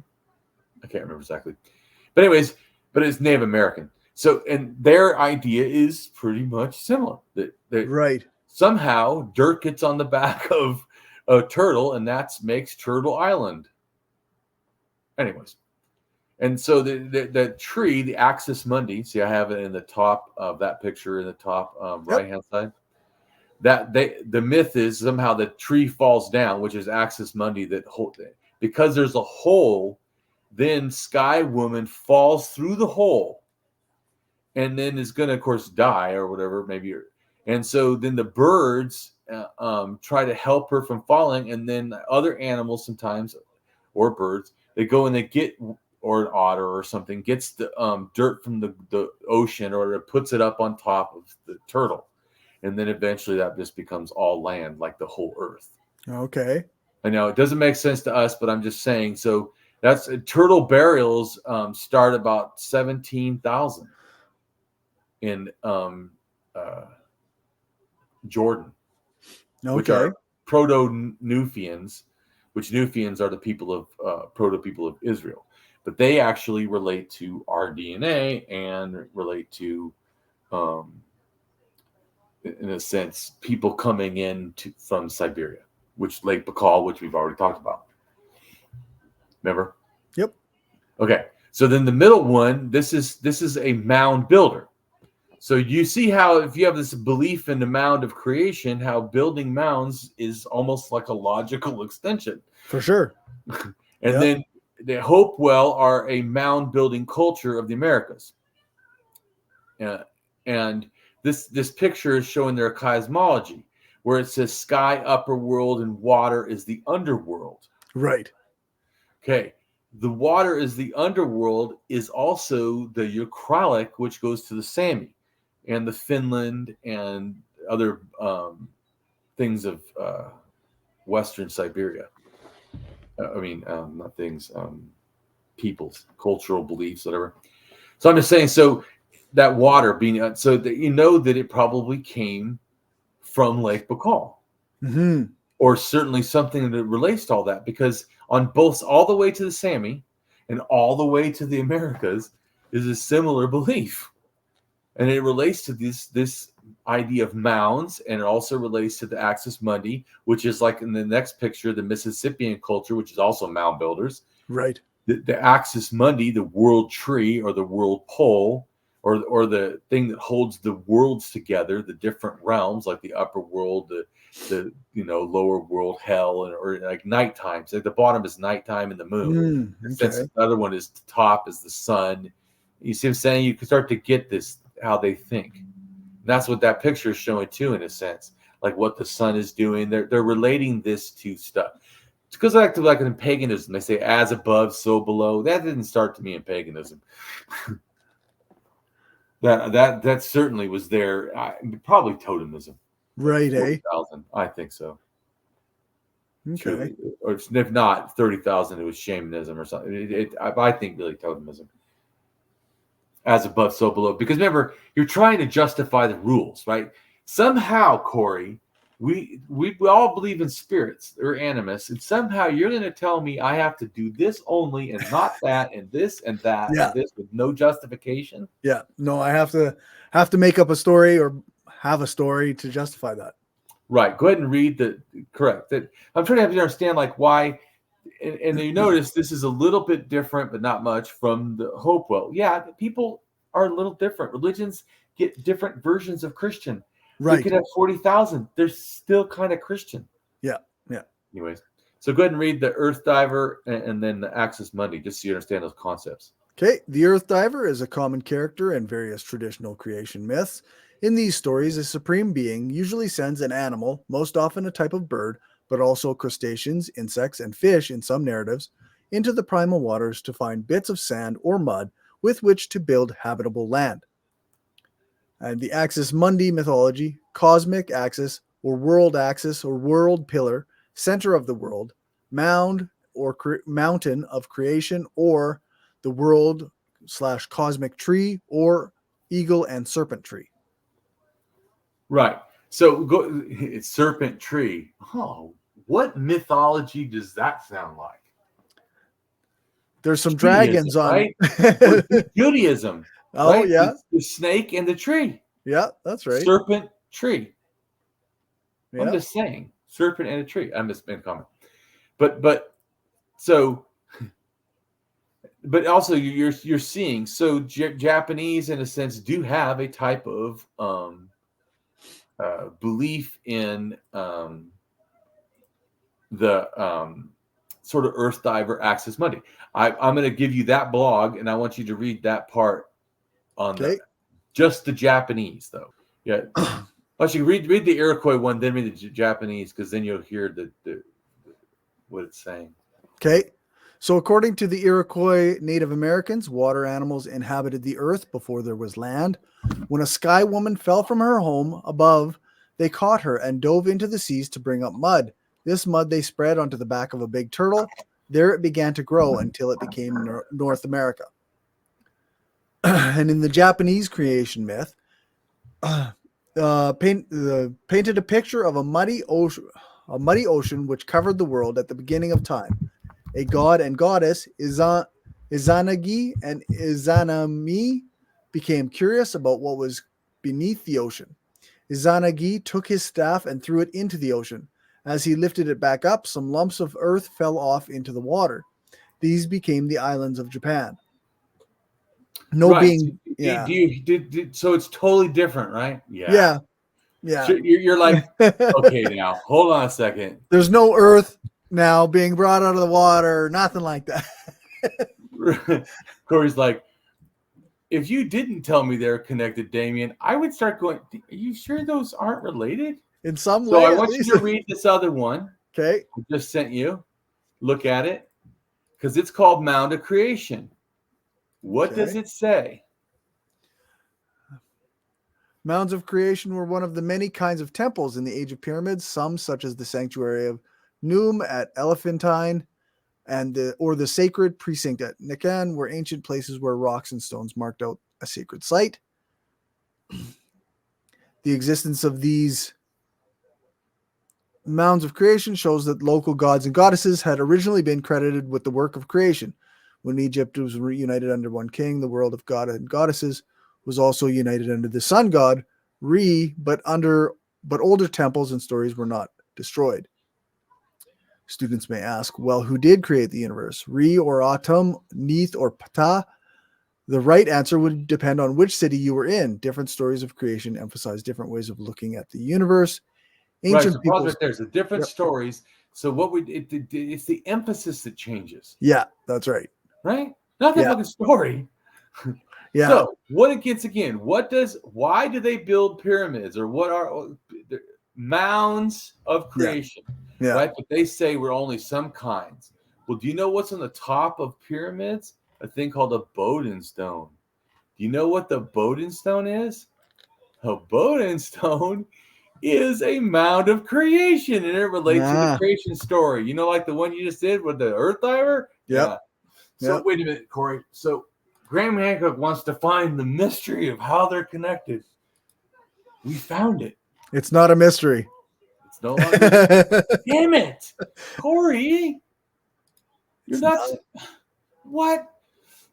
Do you see how really it's not a mystery, and keep saying it is foolishness. We fucking know what it is, and I'm trying my best to help you grasp. The connection is not technology, it's mythology. Yeah. And I know that's not as rewarding as the lies that Graham Hancock comes up with. Right. But at least it's the truth. Yeah, at least it's true. It's plausible. Isn't that what you kind of like would prefer? You should think. But you see, so I don't have to make up shit. Literally, they're all talking about mounds of creation, and they make mounds. Yeah. It's crazy, Corey. Right? Yeah. You make mounds. What? Yeah. And you all have the same belief of the world started by something of a mound. Because, of course, I think the mound comes out of the Nile. But really, once again, what does that matter? People that build fucking pyramids and mounds have mound building beliefs as how the earth happened. Yeah. So once you grasp this, I think the superstition that we don't know should leave. Why? Is because some archaeologists try to say, because people like to pile up dirt. No, that's not the right answer. No. Okay, you know what? it's just la la la. I like to pile dirt. Just so people know that also, it's not like I'm the only one that knows this. Let's go ahead and put yourself to. I'm going to give you another link, and this is Wikipedia's just Egyptian pyramids. So if people actually, read without just coming up with superstitions. So go ahead and click on that, Corey. It says, I know I like to beat a fucking dead horse, but I do. Because somebody has to. Yeah. So. All right. So go down where it says pyramid symbolism, because this goes to all your superstitions or speculations of why did they do it. Let's read why did they do it, Corey. So the shape of Egyptian pyramids is thought to represent the primordial mound from which the Oh my! Egyptians Well, believed the earth primordial was mound. created. What the? Oh, Corey, click on that, Corey. What's a Maybe primordial mound? Damien's wrong. Let's go ahead and click on it. What does that mean? Okay, primordial mound or primeval mound. No, click on it. You click on the primordial mound. Yeah, and it took me to some Benben. It says. Yes, that's the stone I told you, Benben stone. That's the Mound of Creation that's on top of all the pyramids. The mound that arose from the primordial waters, new upon which the creator deity AtHope settled. Right. And the Bowden stone, also known as a partagon, is the top stone of the pyramid. So is it important? It's literally what they put on top. What does the pyramid text say, Corey? Maybe it's not a mound. Maybe Damien's wrong and mounds and pyramids are different. Please read what it says in pyramid text. In the pyramid text, example, utterances 587 and 600, AtHope himself is at times referred to as mound. It was said So the Mound of Creation is literally the deity himself. That's what it says. So how should we understand the pyramids, Corey? Oh, I wish we could know. It's a mystery. No, it's a mystery. Right. See, I'm not saying that I 100% have figured everything out, but I think that this one is a pretty good shot.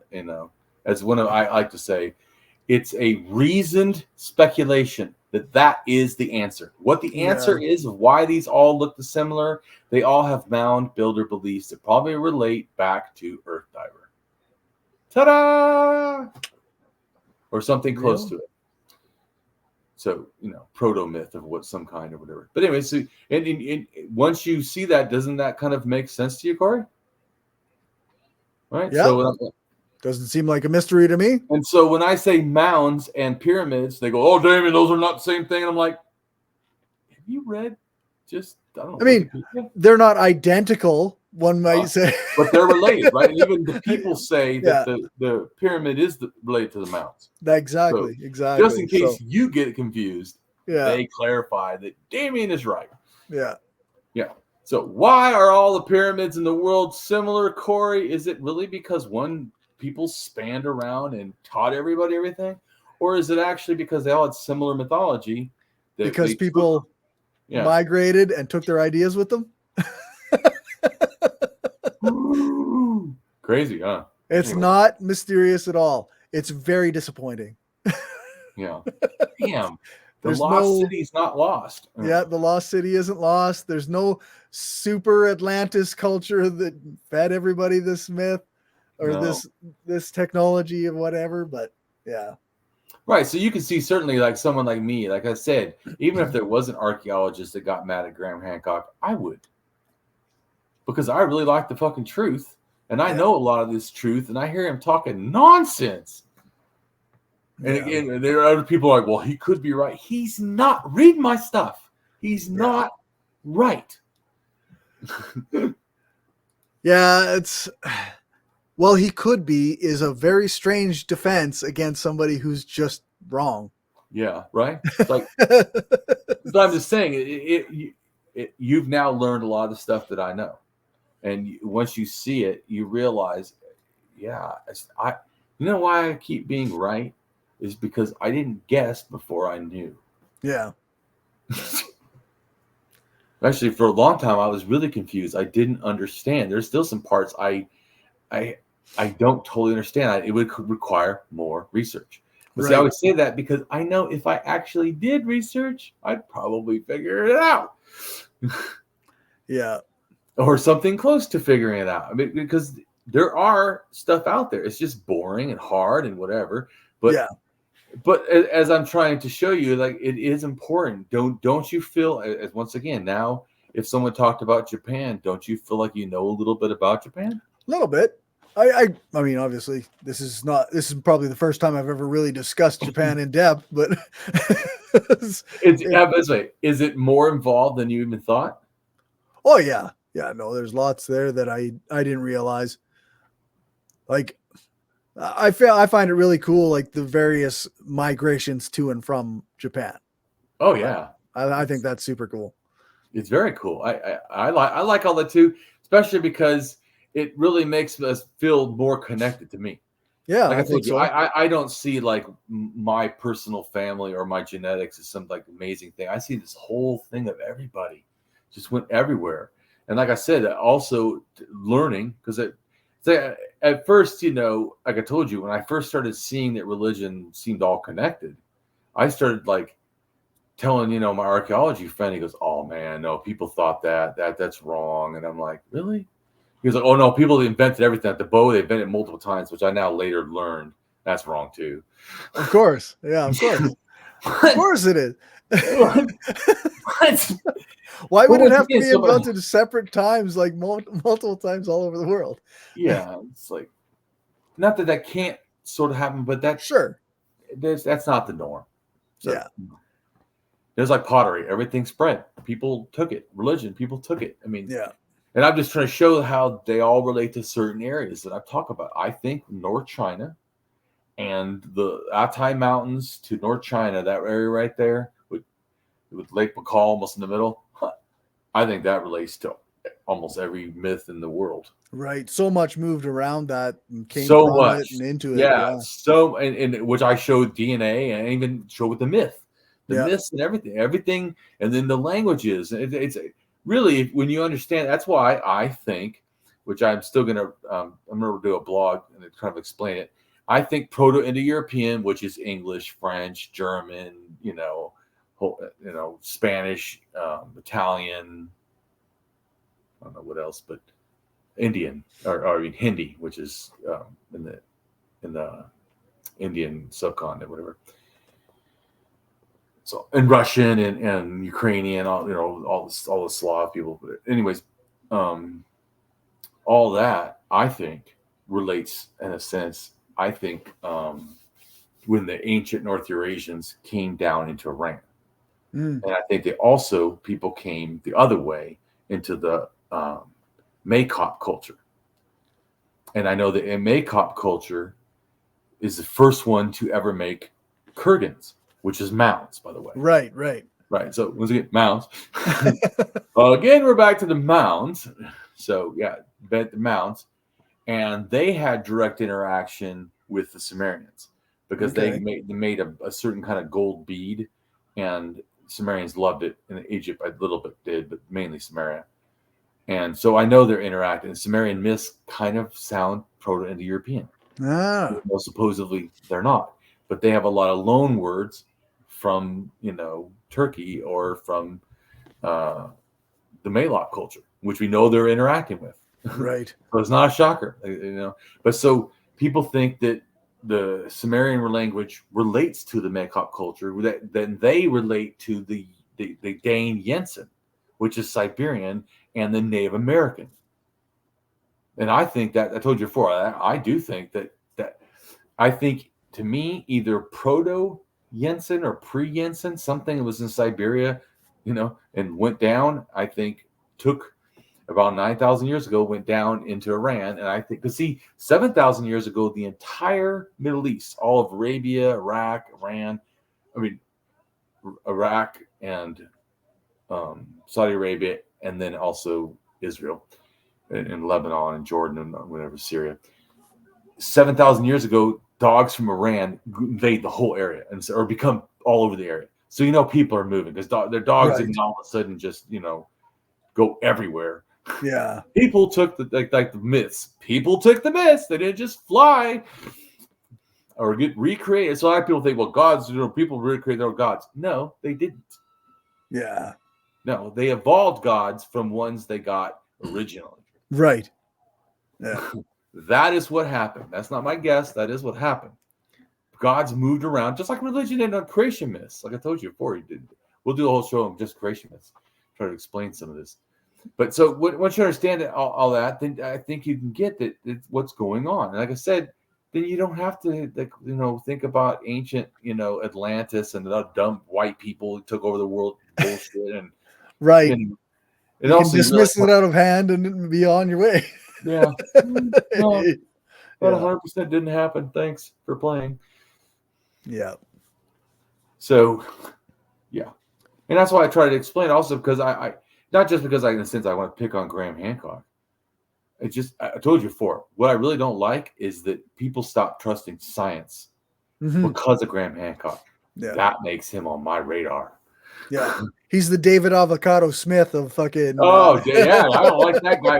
I talked shit about that guy when I was on Facebook. Yeah. That's before right. when he was popular. Yeah, because of that trash. Yeah, exactly. I fight fucking pseudo bullshit. Yeah. Yes. Yeah. I feel it's important, especially like if you're messing with my area. I know this stuff.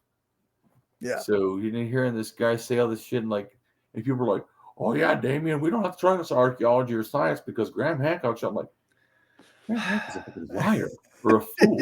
That's right. A liar or a fool because he's wrong. And if he wants to figure out right, go ahead and read my blog thoroughly, and then you'll know why you're wrong. Yeah. Yeah. Like you say, either he doesn't accept reality and believes what he says is true, or he's lying and doesn't care that he's wrong. Yeah, because it has to be one of those two. Because he says he's looked, and I told you he's a millionaire. He's got all kinds of time. I use my time to, not debunk him, but to figure shit out. That's what. Yeah. But because I've done that, hearing his nonsense, I know he's not figuring it out. Well, he's maybe got ideas we should listen to. No. No. Do you listen to David Copperfield? On spiritualism? No, that's right.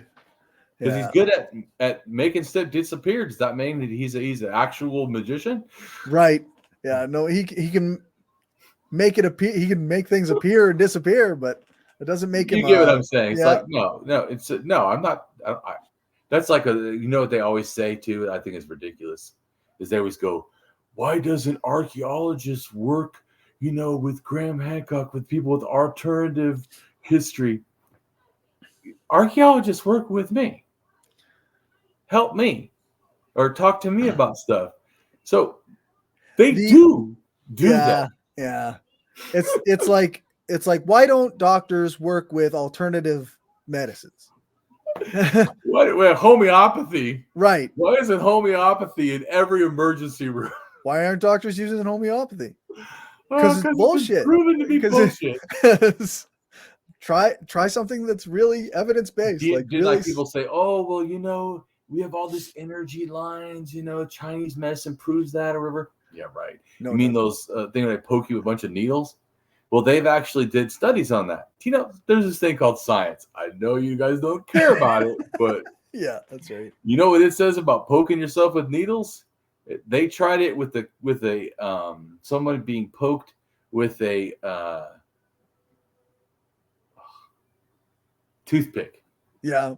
Right? And not a real needle, just a toothpick by a total stranger. Doesn't know nothing about no Reiki or no nothing or whatever nonsense. Yeah. And they didn't know the difference. Yep. Yeah. From the real thing or total fool just poking them anywhere they want with the fucking thing. It's not here's what it is. It's like the sugar pills. Yep. Yeah. Right. The reason they do it is because your body thinks it's working. So your belief nonsense actually makes you. Yeah, which only works for certain things, right? Yeah, not everything. You can't cure blindness because you believe that you're being poked in the right place. But what you can do is think that it takes away your headache. See? Or it's less, or the headache is less. Right. Because now doesn't mean it's gone, but now I'm not noticing it. So yeah, the cause and effect thing. Oh, it's always measuring subjective, belief-based measurements. But what I try to do as a rationalist, as you know, is I keep trying to explain what a rational belief is, right, and how I come to having beliefs, and then how I come to speculations.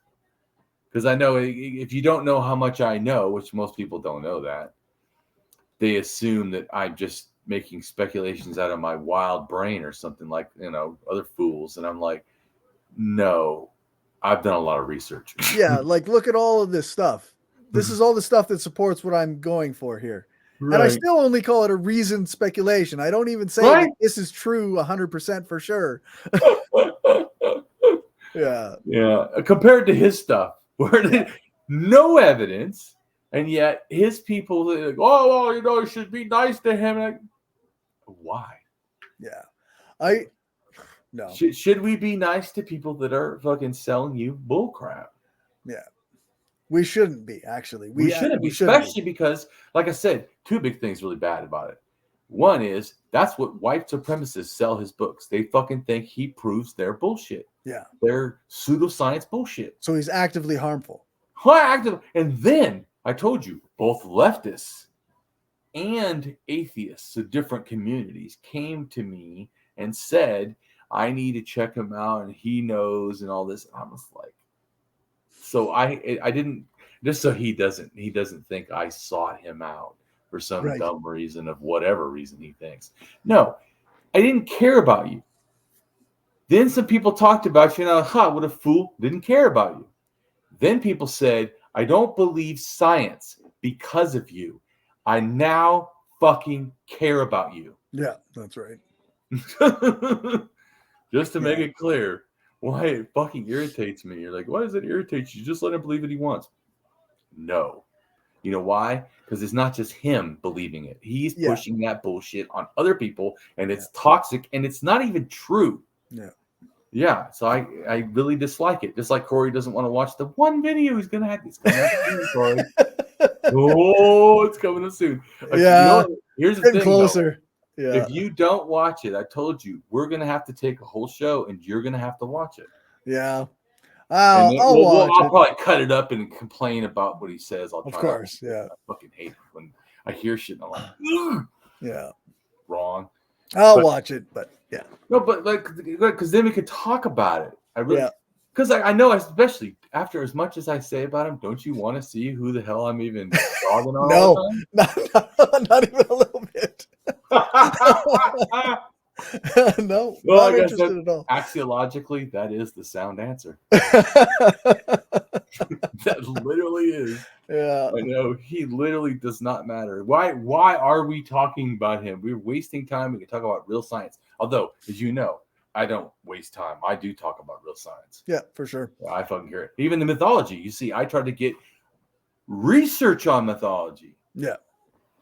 Not just like, well, here's the mythology. This is why I believe. I'm like, there's some research that backs up what I'm trying to say. For sure.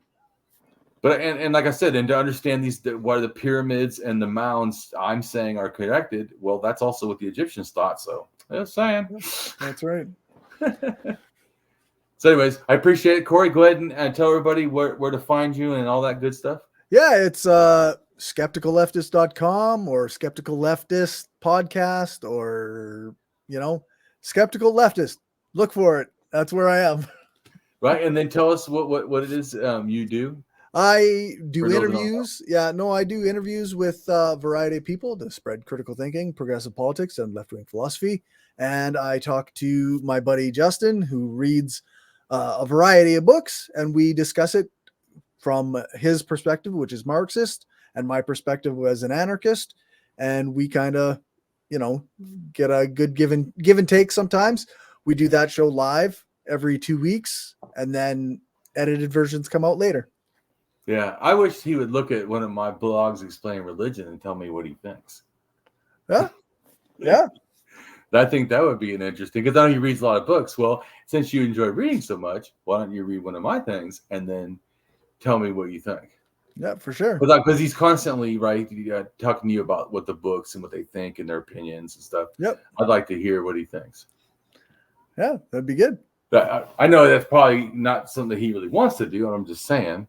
Well, we've got this entire year booked already for what books he's and I think he's already planning into next year. So it's yeah. Well, anyways, I'm just saying that I think it would be interesting because you also for you to hear him what he thinks, because you hear what I think all the time. Yeah. Oh, that'd be good.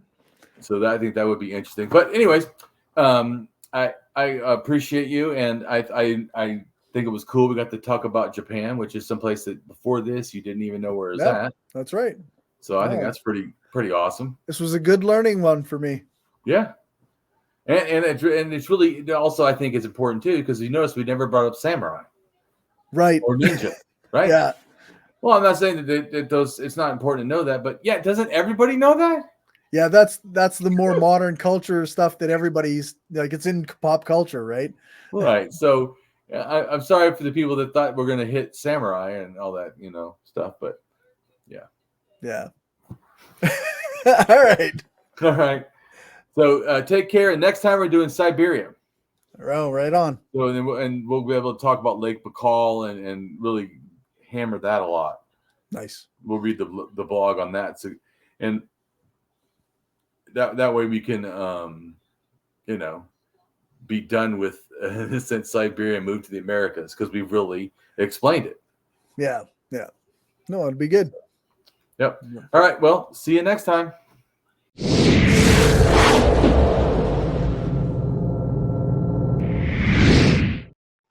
Hello, and welcome to my channel. I am Damien Marie AtHope. In the simplest terms, I am an atheist-humanist philosopher and prehistorical writer-researcher at DamienMarieAtHope.com. I am specifically an axiological atheist. An axiological atheism can be thought to involve ethical and value theory reasoned and moral argument driven apatheism, agnosticism, atheism, anti-theism, anti-religionism, secularism, and humanism. Axiological atheists can be understood as a value theory or a value science atheist. As an axiological atheism's ethically reasoned and constructive pro-humanity. I am an axiological thinker, value theorist. The science of goodness, worthiness, usefulness, valuableness, virtue, reliableness, accuracy, validity, morality, integrity, beneficialness, etc., etc. We axiologists have a value consciousness. And in general, we see the architecture of humanistic humanitarianism value in people that we see as dignity beings. Places and things are not. Axiology is a value theory. In its broadest sense, it involves areas of philosophy that are deemed to encompass some evaluative or evaluation aspect. Therefore, it crosses almost all domains in some way or another. Now for a more detailed terms as to what I am. I am an axiological atheist, an anti-theist, an anti-religionist, secularist, humanist, rationalist, writer, artist, poet, philosopher, advocate, activist with schooling in psychology, sociology, as well as I am an autodidact, self-taught in science, archaeology, anthropology, and philosophy. I promote science and am against pseudoscience, pseudo-history, pseudo-morality, things that are found in religion.